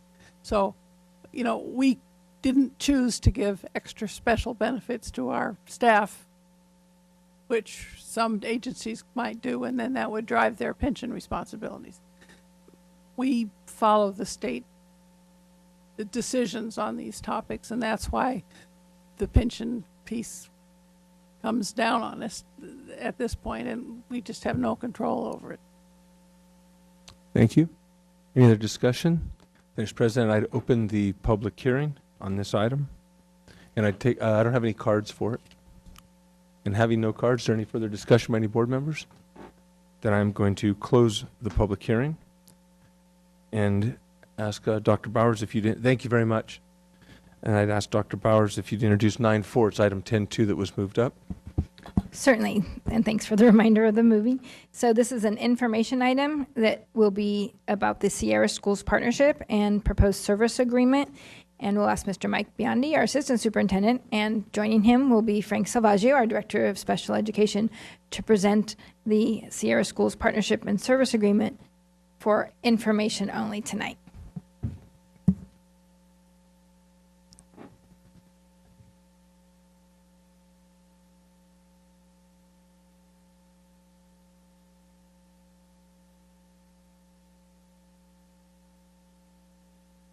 Thank you. Good evening, Board President Bueno, members of the board, Superintendent Bowers, and Cabinet. Today, Director of Special Education Frank Salvaggio and I are here to present an information item on the Sierra Schools Partnership and Service Agreement. Livermore Joint Valley Unified School District provides high-quality programming for our students with the most intensive communication, behavioral, and social-emotional needs. We recommend a non-public school partnership with Sierra Schools to provide the appropriate level of support for our students.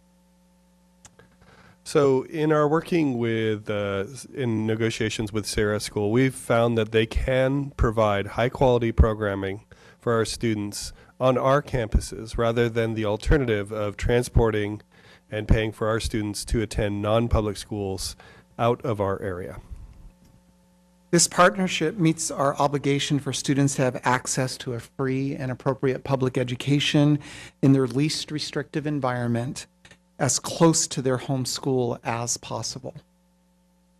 This is a map of the Bay Area, and the circled area, the red circle, encompasses the Tri-Valley and surrounding areas. The purple markers indicate non-public schools in the Bay Area. And as you can see, there's really a lack geographically of non-public schools in the Tri-Valley and surrounding areas. The partnership's a cost-effective alternative to maintain our programs with consistency in an environment with national shortages of special ed teachers and paraprofessionals. We have had both Director Salvaggio and I and other staff members from the Special Education Department observed programming of Sierra Schools in the Antioch Unified School District on several different occasions, and they did submit a proposal to us that we've thoroughly evaluated and also had our legal counsel evaluate. And at this time, we're bringing information regarding Sierra Schools. There are some reasons around agreements with some of our bargaining units that we'd like to ask in the future for your approval of our partnership with them. And right now, today, we'd just like to bring the information about the proposed agreement. And we are proposing that they operate 2 pilot programs for our for the upcoming school year. And these are pilots, and we will evaluate at the conclusion of the school year if we would like to continue the relationship with Sierra Schools, if that would be in our student and district's best interest.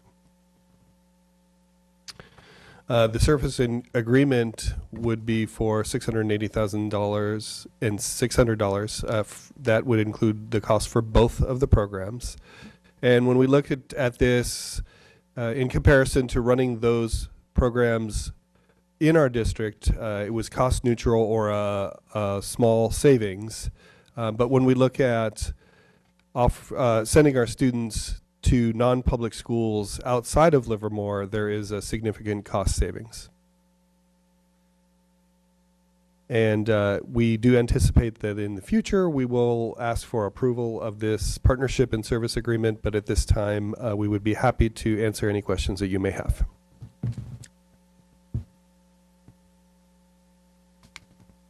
Mr. Rogi. To clarify, under the proposed contract, this class size is going to be about 11. Is that going to be doable, or we're going to be able to fill those classes? We do anticipate that we will fill those classes based on our students' assessed needs, yes. The amount of the money on that 687, that's a yearly?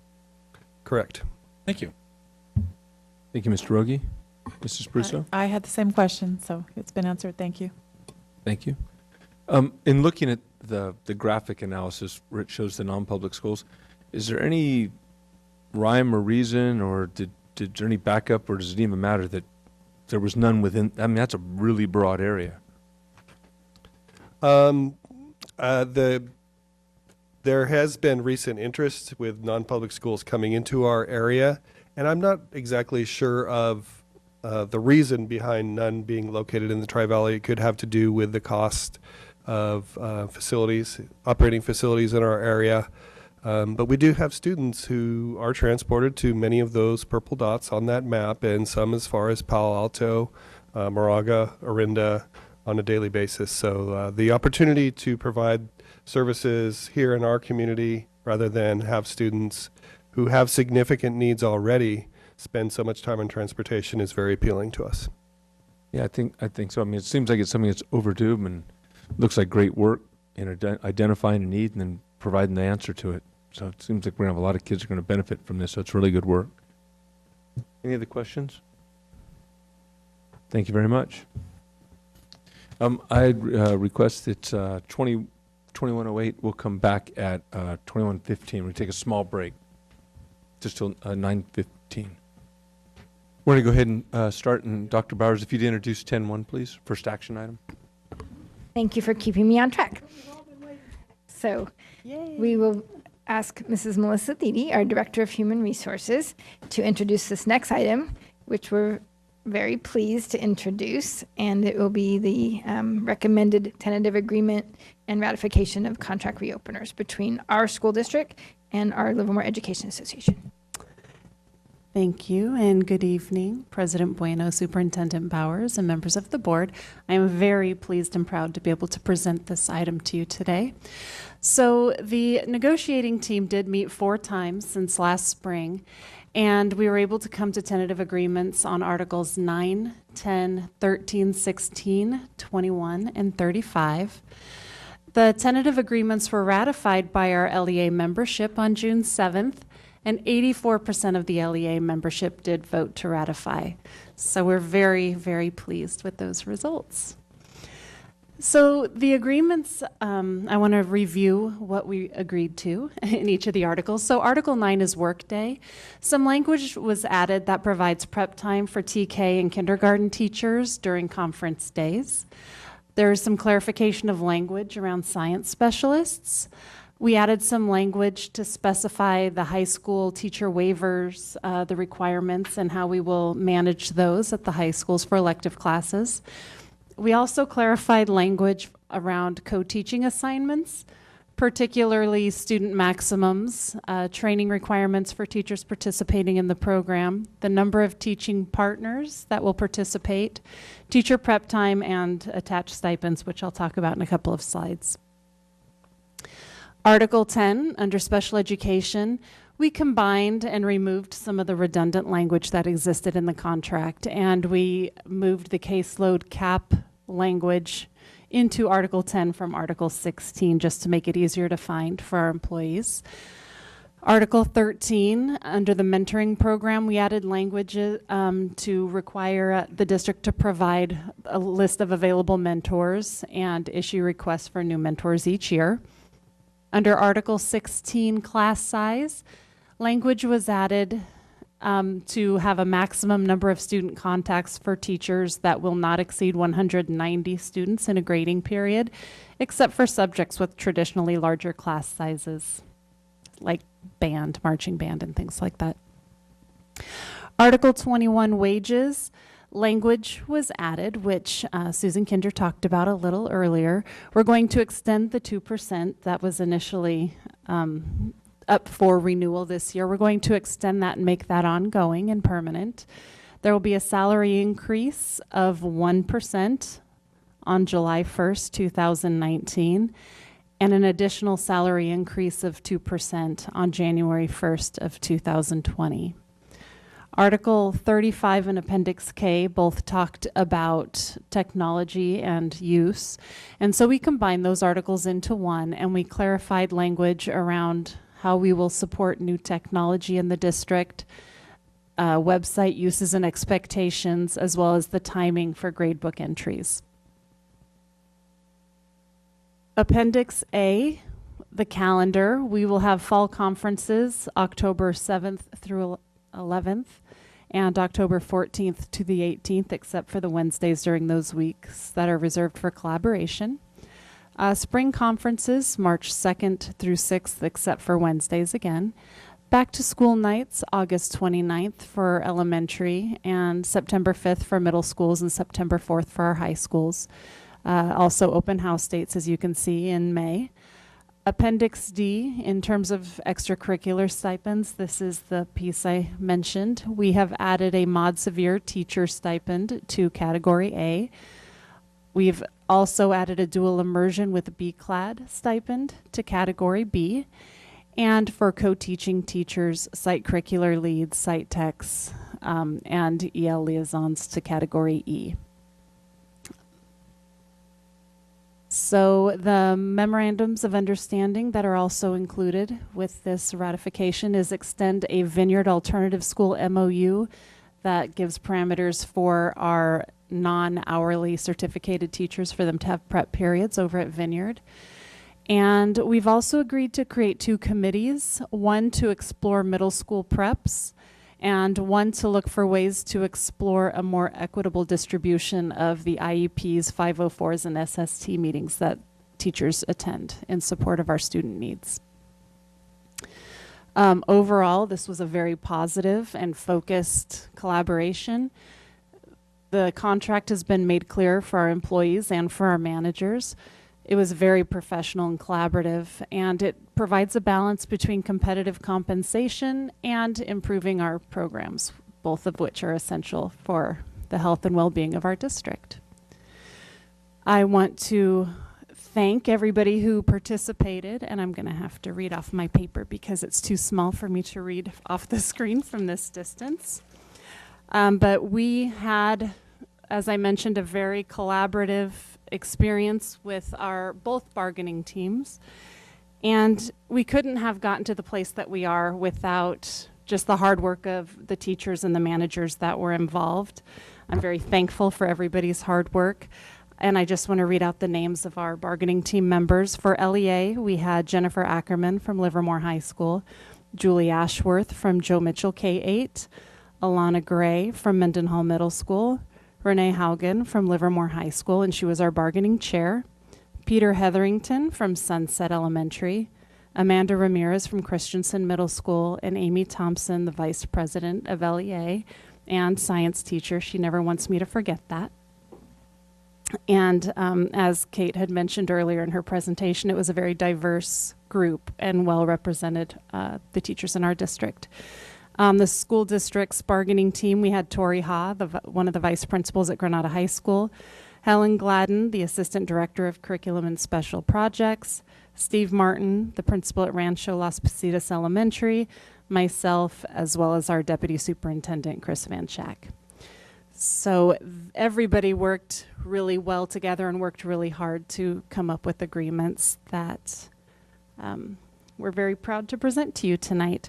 So if there are no questions, I'm happy to field those, but our superintendent's recommendation is to ratify the contract reopeners between the Livermore Education Association and the Livermore Valley Joint Unified School District.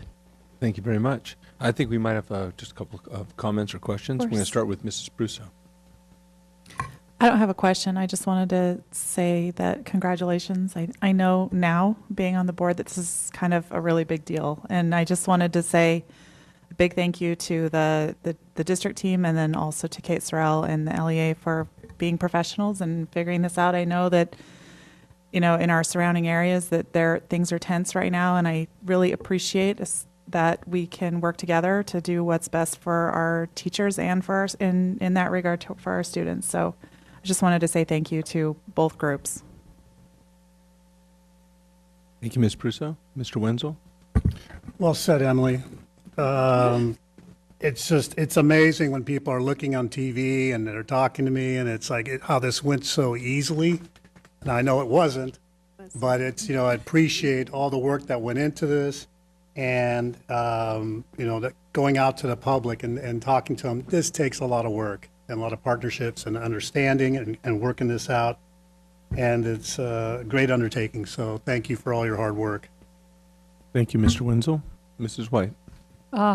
Ditto and ditto. At 9:25, there's no reason to say it one more time, but we're grateful. Thank you. Thank you, Mrs. White. And I, too, want to thank those who took part in this. You know, I say quite a few times I came out of government, but one of the things I did when I was there for 25 years was negotiate union labor contracts. And I was in a situation where we went from horrific to good, to just respectful. And you can never underestimate the single component when you bring in consultants and you try to fix things that are bad. It comes down to trust. And to me, that's what we have here. And the reason that things work smoothly is because we have good leadership here that organized labor is able to work with. And more important than the working relationship is the trust. And trust is beyond professional. It's having people that are in leadership, LEA, CSEA, SCIU, the LMA. They all have leadership that's been elected by their body. And when that body can come in and trust in the numbers, and our numbers department, when Mrs. Kinder is able to bring, and they're able to trust in those numbers, you can get a lot done. And there's a lot of stuff. When they talk to benefits, they're going to come to our HR director and they're going to say, well, what does the package really cost? And when people trust in the numbers, it's a little easy. And when things start looking easy, people look at it and say, well, that's easy. It didn't take much. And that's okay to me. But you can never lose sight of the fact, and I know I'm someone who'll never lose sight of the fact, that that is an incredible accomplishment when everyone around us is having, issues. It's hard to build trust. It takes time, and it's easy to break it. And this district and our bargaining teams have established it, maintain it, and this is the benefit of it. It's just smooth. It's like business as usual, and now we can focus on our primary goal of educating kids. So it's a great job by everyone. Just a really, really good job. With that being said, I would entertain a motion. Mr. President, I move that we ratify the contract between the Livermore Education Association and the Livermore Valley Unified School District as presented. A second. Would anyone like to co-second that? I saw your finger was right on there. Okay.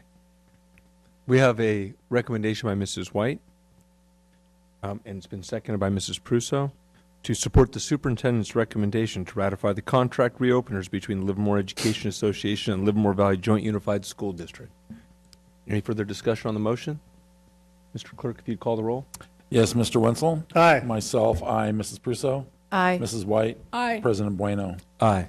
And that motion carries unanimously, 5-0. Nice job. Thank you. Can we have some of the members, if they're here, you want to come? Mr. Hetherington, I see him, and you want to come on up and shake our hand since you came in your summer clothes? And I would be remiss if I didn't acknowledge that Deputy Superintendent If you're in the room, Shack I know it's late. played a key role, and he should be here. Well, we have Amy Thompson in the back, who is on the negotiations team, as well as Kate Sorrell, who was not on the team but is the leader of LEA, who should also come up and be recognized for their great leadership. Thank y'all. Yeah, good. Because there's another curry. There's curries all over the place. I'm gonna smell like Oh, she's shy.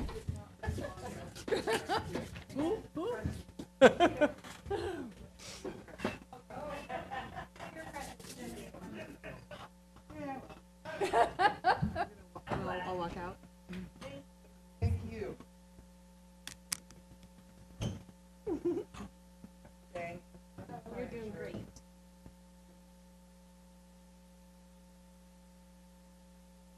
How to get the glory apart in addition to the grief. Your victory. Yeah, Glory both. my victory roll, as it were. Okay. It is too bad that Chris isn't here, because We're going to make him watch it on television. oh, good luck with that. I know he was sorry.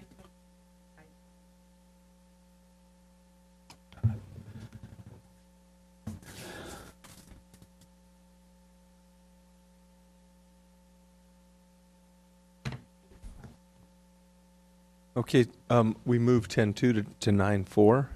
And now if you would introduce 10-3, please.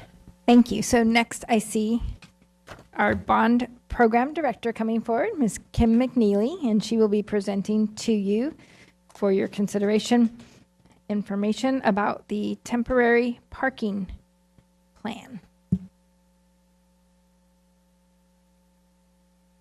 There we go. Good evening, President Bueno, members of the board, Superintendent Bowers, and Cabinet. We are moving forward with the Livermore High School Athletics and Aquatics Complex project, so that's exciting in and of itself.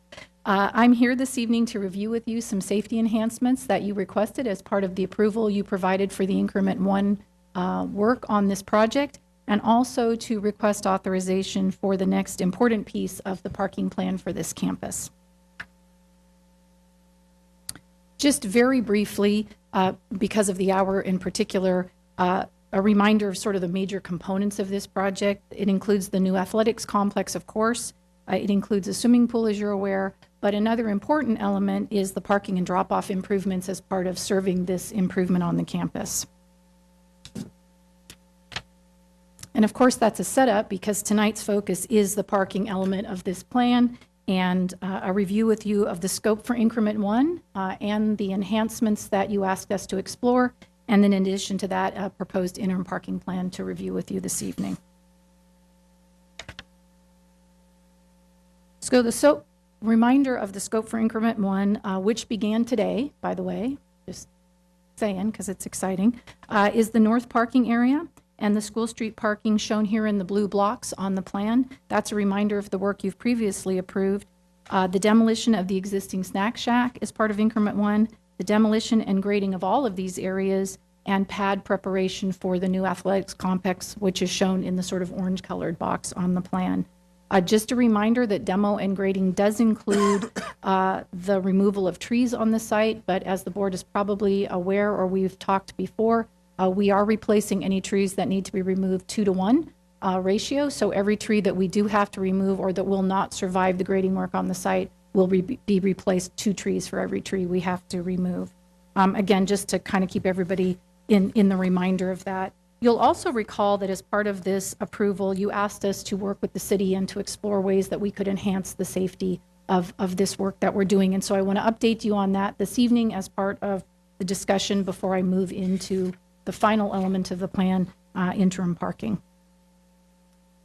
So there are several adjustments that we have explored with the city, with our design engineers and with our own staff and their expertise, and looking at other improvements on adjacent in adjacent districts. We've added a crosswalk across School Street to Madera Way. We've added 2 striped bulb outs with delineators. Those are graphically illustrated in blue, but obviously those are not to scale on the plan. That is intended through consultation with the city traffic engineer to calm traffic, both coming onto School Street, but also around the driveway entrance to that north parking lot. We've also adjusted the striping for the parking stalls to allow us to widen pedestrian access along School Street from 5 feet to 7 feet, all of which we think will work to enhance, again, the safety features on that street.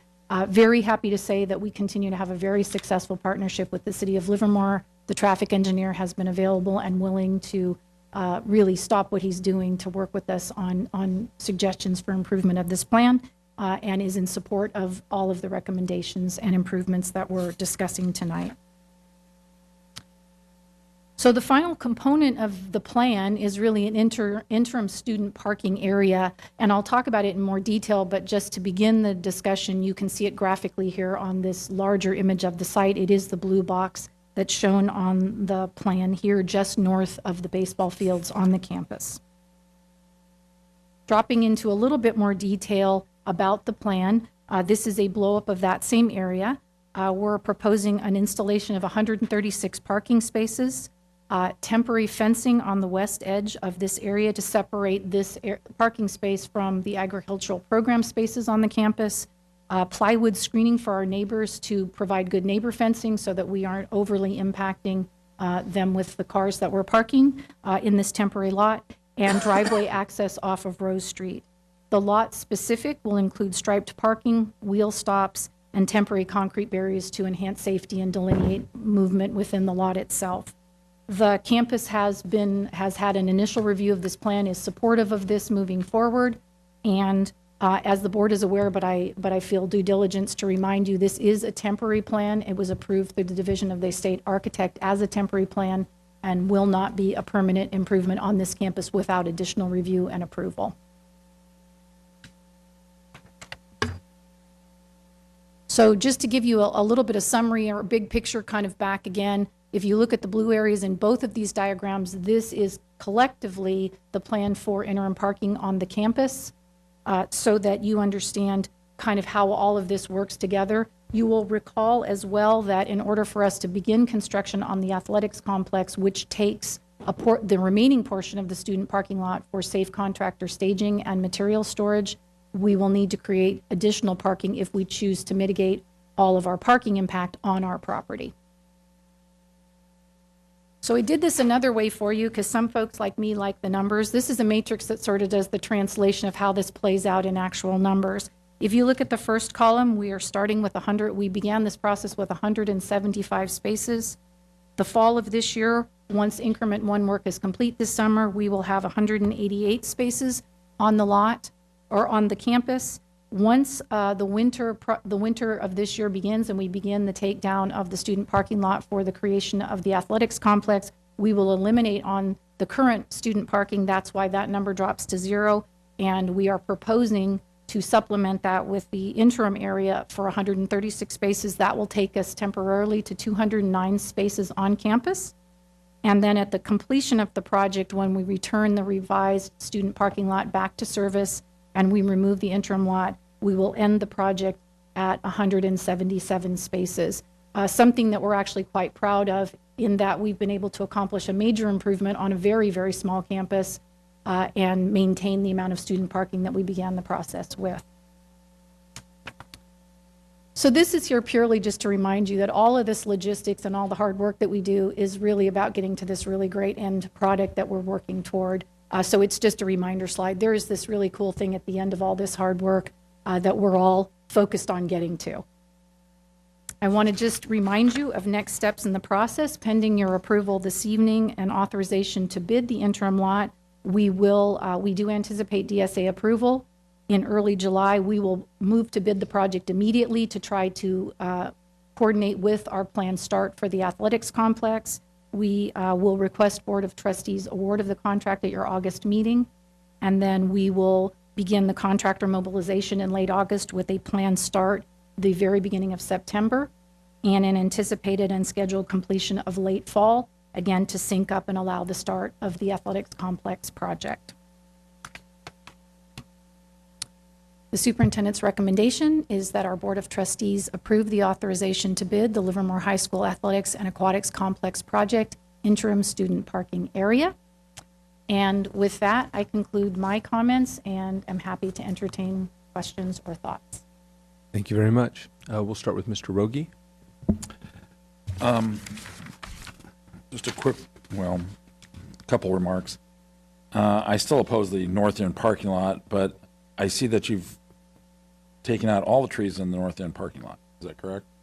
We will take the current trees out and replace, yes. And then also, you've included into on-site parking the School Street. That's not going to be on-site. That's still School Street, correct? Actually, as part of this process, we're currently in the works for an encroachment permit because it is actually city right-of-way now, but we will be working with the city to actually include this in, as we did a lot line adjustment on 4th Street, we will include this as a planned lot line adjustment to our property, and it will be incorporated in the fall. But the parking places will still be accessible from School Street. They will be, but the property itself will belong to the district once we complete the improvements. So will that be part of the permit process for parking? Yes. Okay, good answer. Then also I noticed you've taken out all the trees on the interim parking. Some of those are 50, 60-year-old trees against the fence line. We are going to preserve, I think we all have an interest in preserving every tree that we possibly can on the site, and we will actively look to do that. We did, full disclosure, we did do a full arborist assessment of all of the trees on the property. The majority of the trees either are in fair condition or will not survive adjacent improvements to them, and so for safety reasons, many of them will be removed because they will not likely survive the grading work that will be required to do the improvements. With that said, that you've increased parking to 209 from the original 177, can't an encroachment be made for those trees for parking?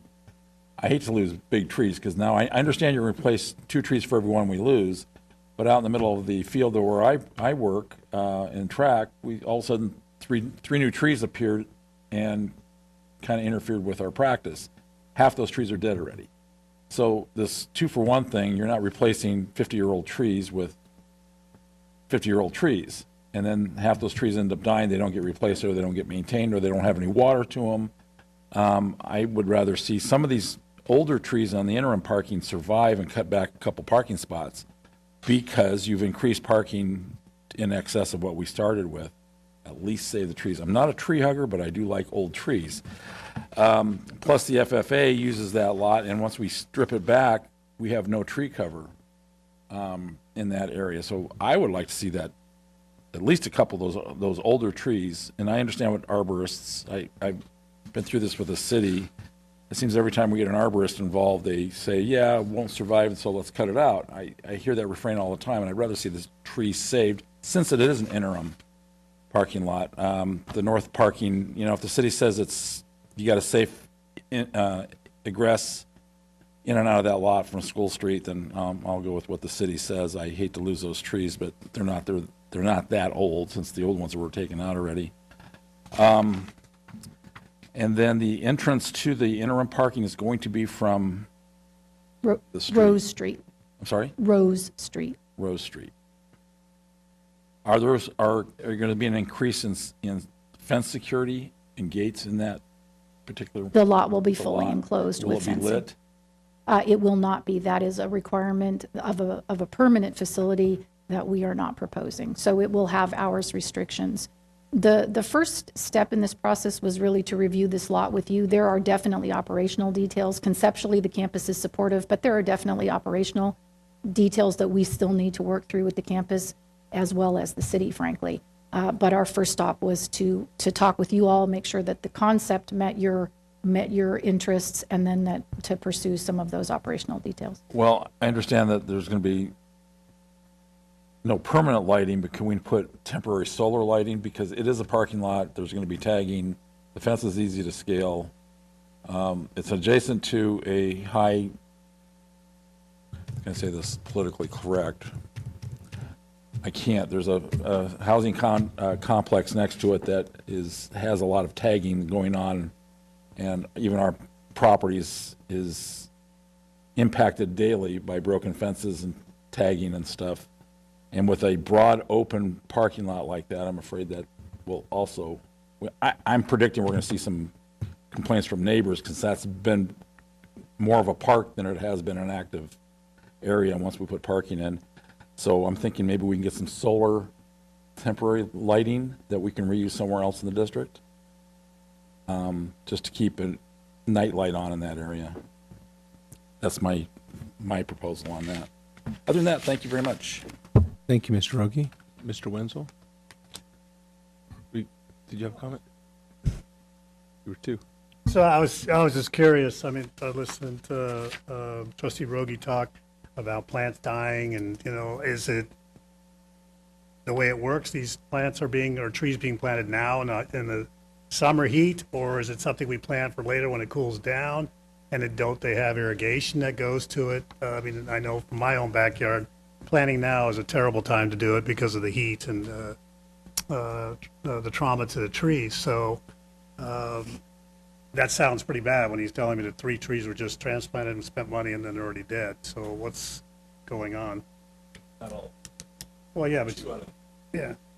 So all of our planting does come with a maintenance period, and we certainly can, and a warranty period, so we can certainly look at those and potentially have those replaced. It's not simply we put them in and then they die and that's the way it is. But yes, we absolutely have the flexibility to adjust the timing of planting to make it potentially more successful.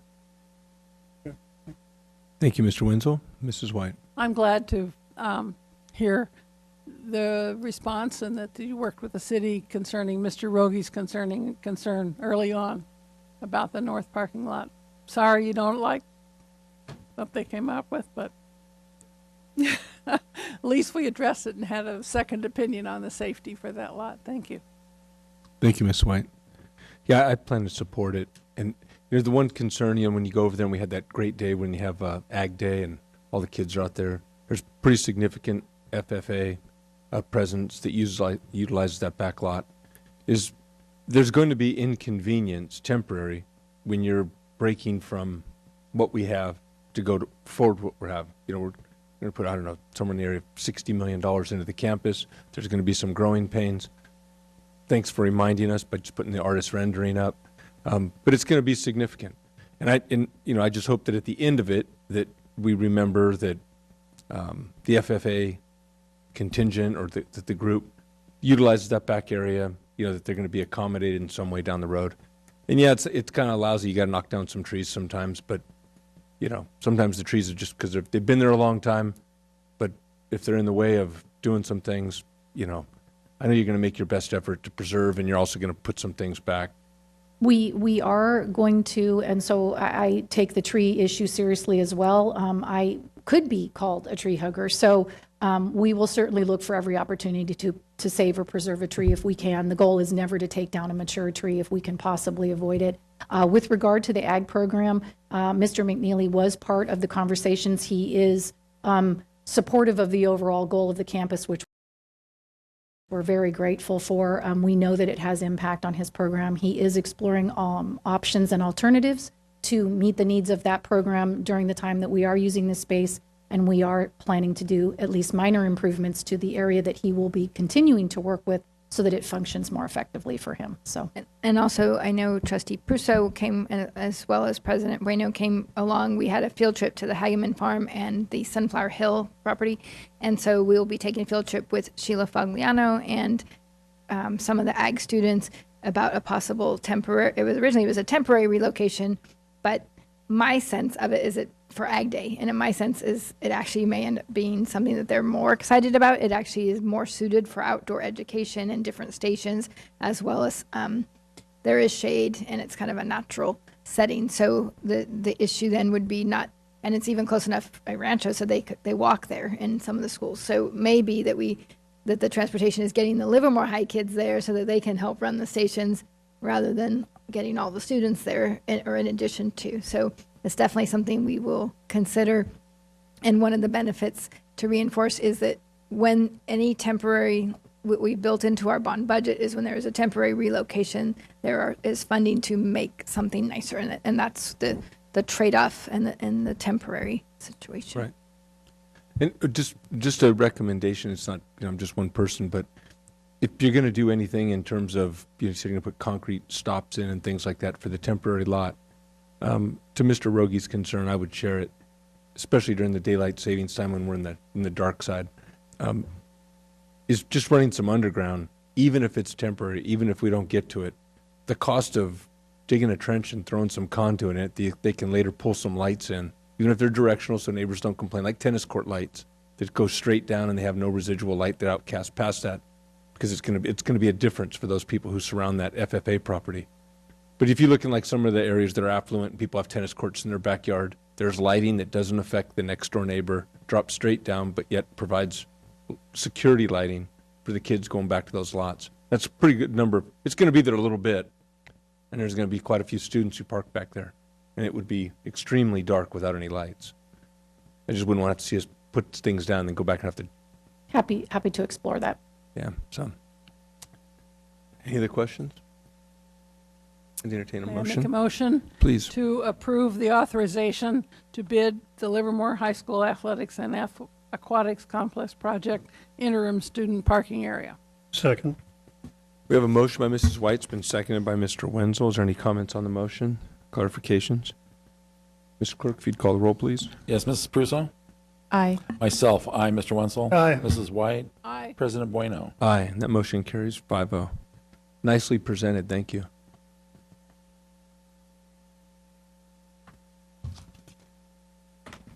Can you introduce our next item, please? So for our next item, I see Mr. Scott Vernoy is already here, and he will be actually presenting the next two items. These are some policies for a first reading. Thank you very much, Mrs. Bowers. President Bueno, Superintendent Bowers, members of the board.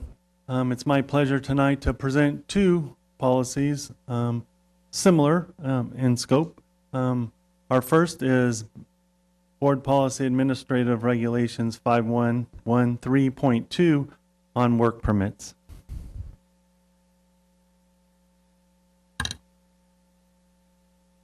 The first posting on May 17th. Tonight, a first reading. This is a replacement Board Policy Administrative Regulation. The policy is being updated to reflect current state regulations. The Board of Education recognizes that part-time employment can provide students with income as well as job experience that can help them to develop appropriate workplace skills and attitudes. Some significant additions included are superintendent or designee shall consider whether employment is likely to significantly interfere with the student's schoolwork. Minors shall not be approved to work in environments declared hazardous or dangerous. And the superintendent may revoke a work permit issued on grounds which are the student may be deemed ineligible for the work permit under the law.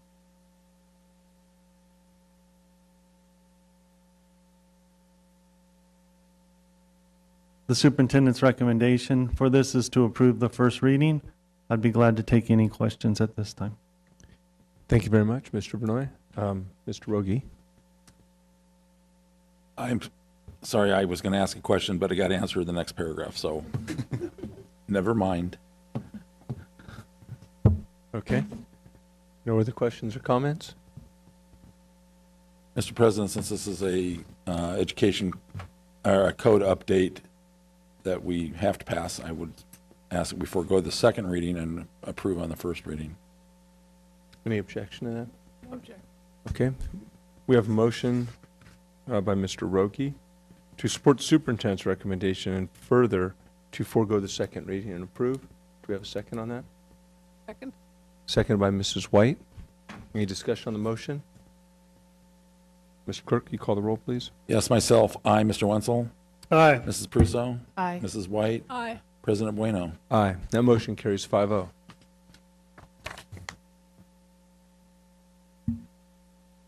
Please proceed. Thank you very much. Our next board policy administrative regulations is 6178.1 work experience education, and this is a first reading as well.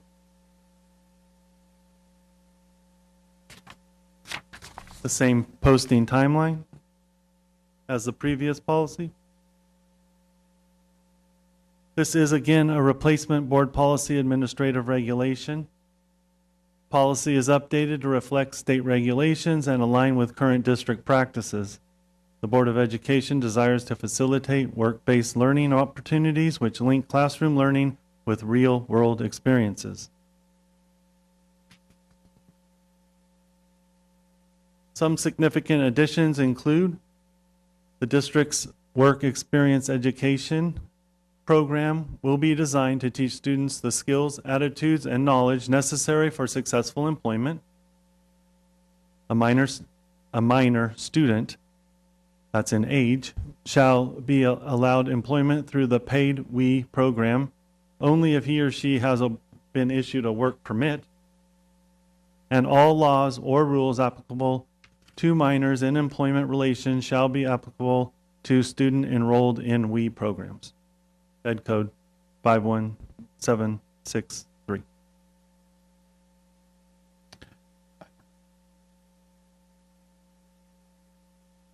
So it is the superintendent's recommendation to approve this first reading of Board Policy Administrative Regulation 6178.1 Work Experience Education.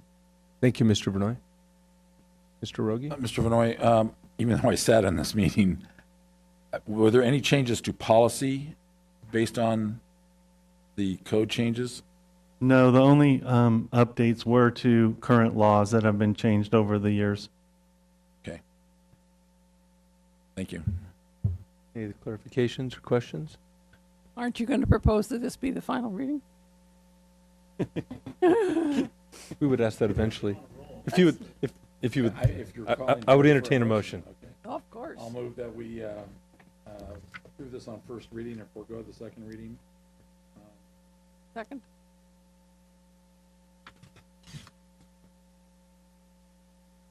Okay, we have a motion by Mr. Rogie to support the superintendent's recommendation to approve 6178.1, the work experience education. Additionally, to forego the second reading and approve. That motion's been seconded by Mrs. White. Any discussion on the motion? Mr. Clerk, will you call the roll? Yes, Mrs. Prusso? Aye. Mrs. White? Aye. Myself, aye. Mr. Wenzel? Aye. President Bueno? Aye. Thank you very much. Thank you.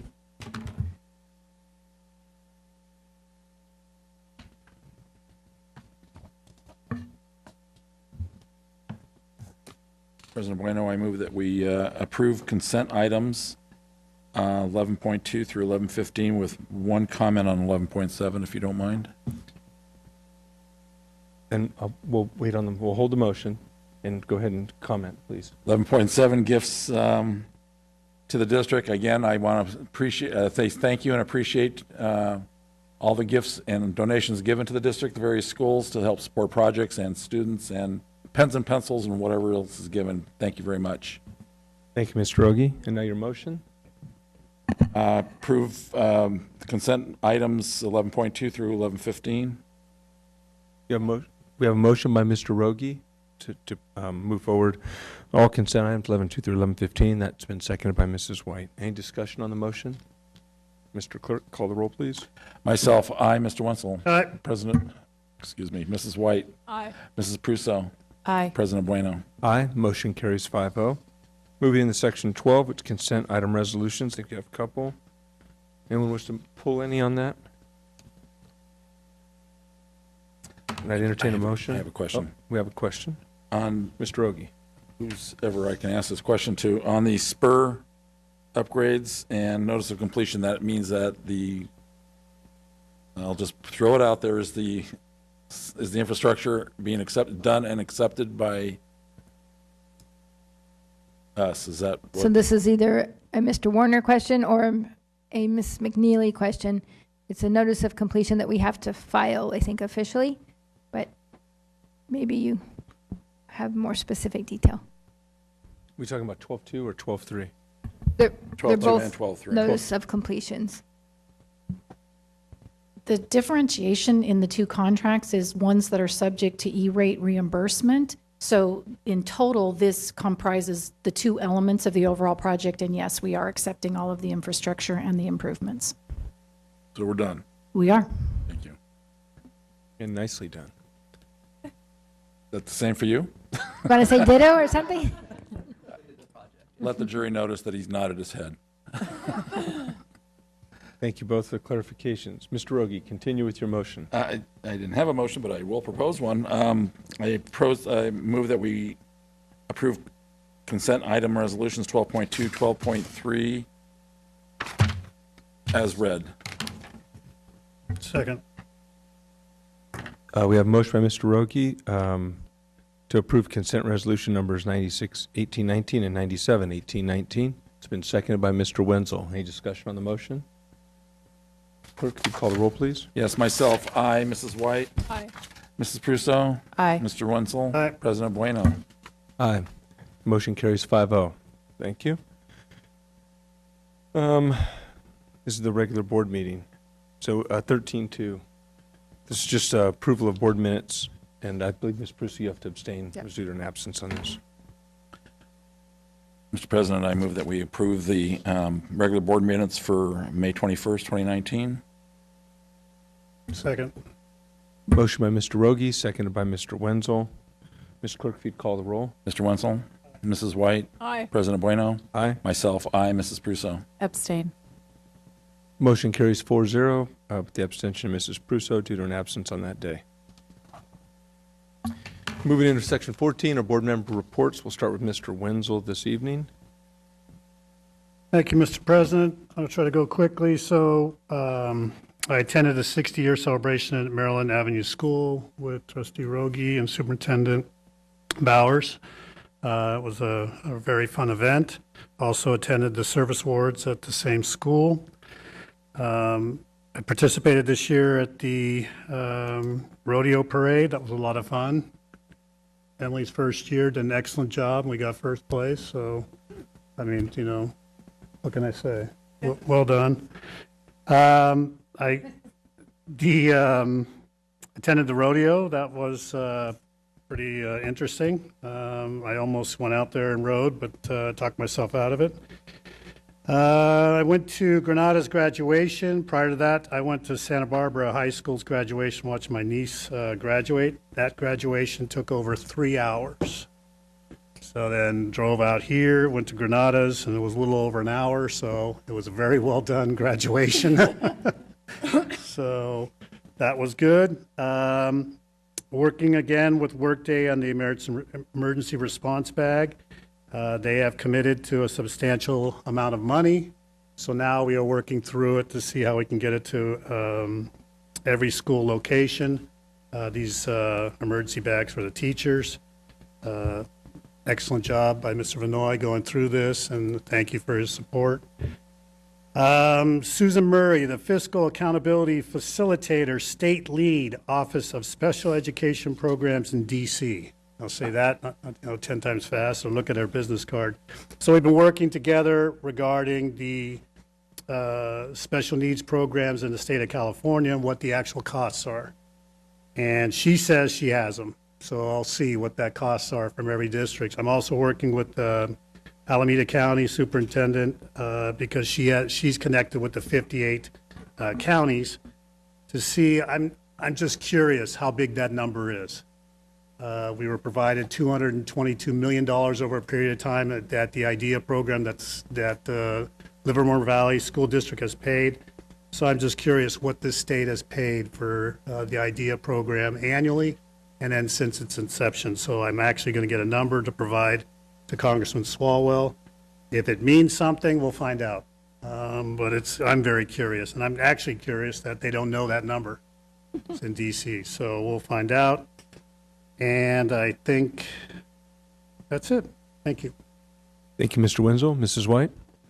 Well, I'm tired on my own behalf, but I'm more tired for Mr. Wenzel. He did the things I did and a few more. I've been to graduations of all levels and spoken when invited. The rodeo parade was fun, and I did a couple of years of service too, but there's no reason to talk anymore tonight. Thank you. Thank you, Mrs. White. Mrs. Prusso? It has been a whirlwind those last few weeks. Had a chance to attend the service awards ceremonies of our district employees, award ceremonies for students, field days, square dancing at Croce, promotions and graduations. And I wanted to take a few minutes to speak to our graduates and specifically just to the people in our district who have supported them. I'm proud of the accomplishments and grateful to their teachers, their counselors, their administrators, and staff for all the extra hours in preparation for graduation besides the years of preparation in advance to that. And also a big thanks to the families and parents of the graduates. And also just to the graduates to be proud of what you have accomplished and that no matter what path you take next, whether it's community college, career tech, the job market, a four-year school, living in your parents' basement, travel, whatever it is, to be encouraged by the fact that you have achieved one of life's first great benchmarks. But more important than the grades, the courses, and the instruction are the relationships that you have made, and to take those relationship lessons that you have learned with you into the rest of your life, and to share your life with people around you and surround yourself with good people. That was my graduation speech. Nobody would let me speak. No, I didn't want to. But I just, again, wanted to congratulate the graduates and also the staff, their teachers, everyone it was very inspiring to be able to attend so many graduations and promotions this last week. So thank you for that. You were going to speak, but it was at 8 p.m. And I think that's what it was, right? Thank you, Mrs. Prusso. Mr. Rogi? Yes, real quickly, I also went to the Croce Hoedown, which I understand has been running since 15, 20 years easily. Interesting, the kids are still involved in that. It's fun to watch. I did watch a particular superintendent that attended also kick up her heels. And okay, we'll move on. Maryland Avenue 60th anniversary with Mr. Wenzel. We're walking around the school, noticing how well kept up the school is and all the artwork and We ran into a teacher who was just so proud of her class that she had to show us all the silkworms. I swear that she could have probably named them all, but it was great. It was fun to go through that class to see everything that was going on. It was a very, very well done night. Went to the longevity awards for Altamont Creek and at LHS. Mendenhall promotion. 2 excellent students who spoke. Very well spoken, very comfortable with speaking. I was very proud to see them out there. Also went to Del Val, the Vineyard and Adult Ed graduations. The Livermore graduation, I was very impressed with their valedictorian. He pretty much had a speech without reading it. He was very comfortable. Excellent speech. I really enjoyed that. And that's it. Mr. Rogi? Yeah, this is graduation season, so we got to go to graduations, and mine was over at Junction, which is really cool because it's a K-8. Going to Del Val, you see some kids that had some unique challenges that were able to overcome them. That's always a real meaningful one in a different type of way. And Vineyard as well, where there's kids. And that's, to me, that's one of the beauties of this district is it has created over time places that kids are able to fit and succeed and then move forward with success. And that's an achievement worth noting. Beyond the graduation is the fact that we have programs where kids fit and feel comfortable. And the testimony of some of those kids was very telling. Also went to one of our comprehensive schools over at Granada High School. I don't think they broke the record in terms of time. They did do it pretty quick. I think there was a principal over there, might be a deputy superintendent now, that still holds the record on how fast, Mr. Wenzel. And then on the Granada one, just a special thanks. I know it's going to be his last with us as a district, to Principal Daly for the great work he's done with kids over there, leaving top of his game to pursue other endeavors with his family, moving up north a little bit.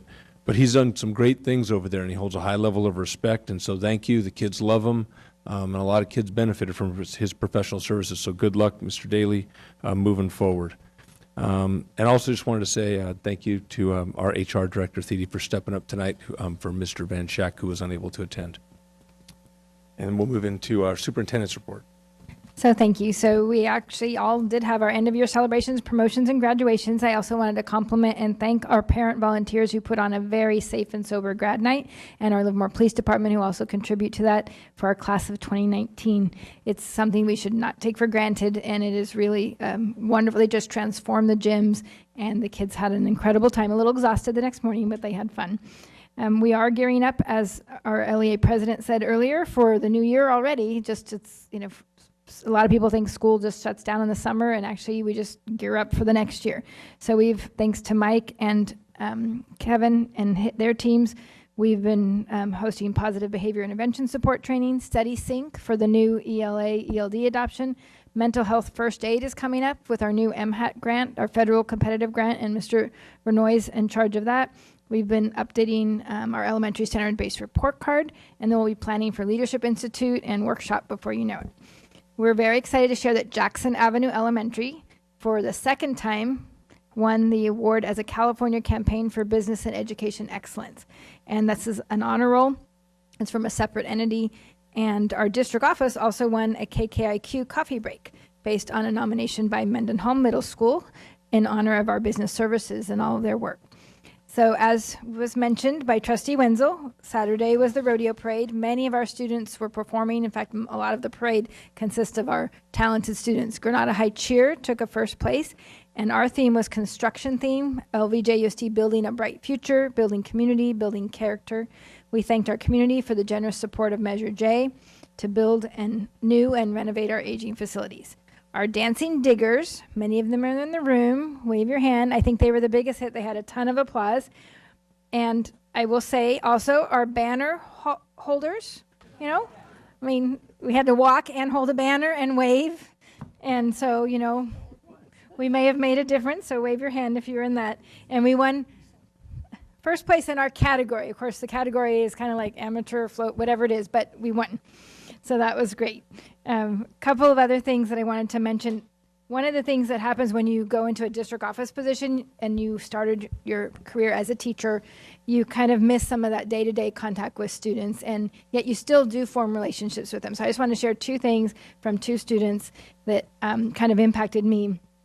So some of you will remember our Granada High peer health educators, and particularly Ariella Stewart. She was phenomenal in all of her presentations. So I became very close working relationship with her and her group as we kind of tackled the whole, and we're still tackling the whole area of anti-vaping in our city.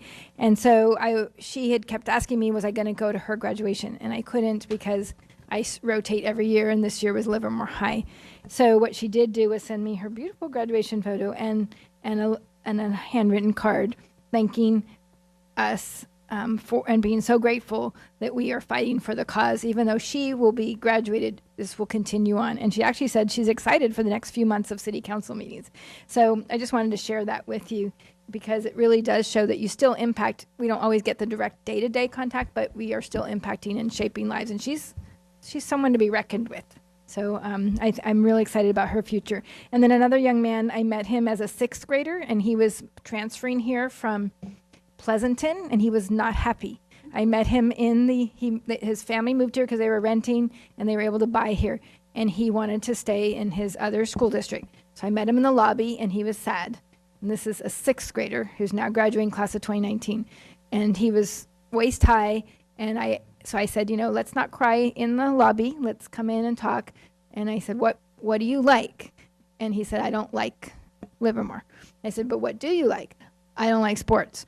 What do you like? And finally he said, well, I like math. I said, well, great. You're going to Mendenhall. They have this math counts team. You're going to love it, and you're going to make friends. And they have donuts. So he started off, and sure enough, within 2 years, he was winning first place awards at math counts. And what was even more important, I think, his name is Houston Chun. And one of the most important things is, as I saw him grow taller, he would come up to me at every math counts and talk about it. And then this last year, the last 2 years, he's been paying forward or giving back. Remember, our students don't just thrive, they contribute. So he is a coach for the Mitchell team for math counts. So he went back and did that. So his big dilemma was, do I go to UCLA or do I go to Cal? And they were both Bears, right? Bruins and Bears. Of course, Mr. Biondi and I suggested Cal, and he came by today to give me a little commemorative gift. He chose Cal, and we're very excited about that. And so it is neat to see how they transform from a young, kind of insecure, not too thrilled middle schooler into a very confident young man that's going to just do great things in computer science and engineering with a Regents Scholarship at Berkeley. So super exciting. And then I'm going to end with a shout out again for Friday, June 14th is the A's vs. Mariners featuring our Element 116 Jazz Band directed by Matt Finders. And an excerpt from my end of year message. This is from Albert Camus. In the midst of hate, I found there was within me an invincible love. In the midst of tears, I found there was within me an invincible smile. In the midst of chaos, I found there was within me an invincible calm. And I realized through it all that in the midst of winter, there was within me an invincible summer. And that makes me happy, for it says that no matter how hard the world pushes against me, within me there's something stronger, something better, pushing right back. And I do know that in our jobs, we're battling a lot of things, and we are facing demands and challenges at every level. It doesn't matter what position you are in the school district. It may be an internal struggle, it might be an external or a daily struggle, but all of our folks in public education have demands and challenges that seem to only be increasing. And so I wanted to thank them and remind them that together we are choosing love, we have courage, we practice compassion in action, we express our gratitude, and we forgive, which is sometimes the hardest. But we are continuing to thrive and excel. So I wished everyone an invincible summer. And I also want to thank everyone here on our school board. We do have one more meeting that's coming up, but I know that the support that you have given allows all of these folks and all the ones who aren't here to do the great job they are doing for our children. So thank you. Thank you. And with no further business, we adjourn at 22:14.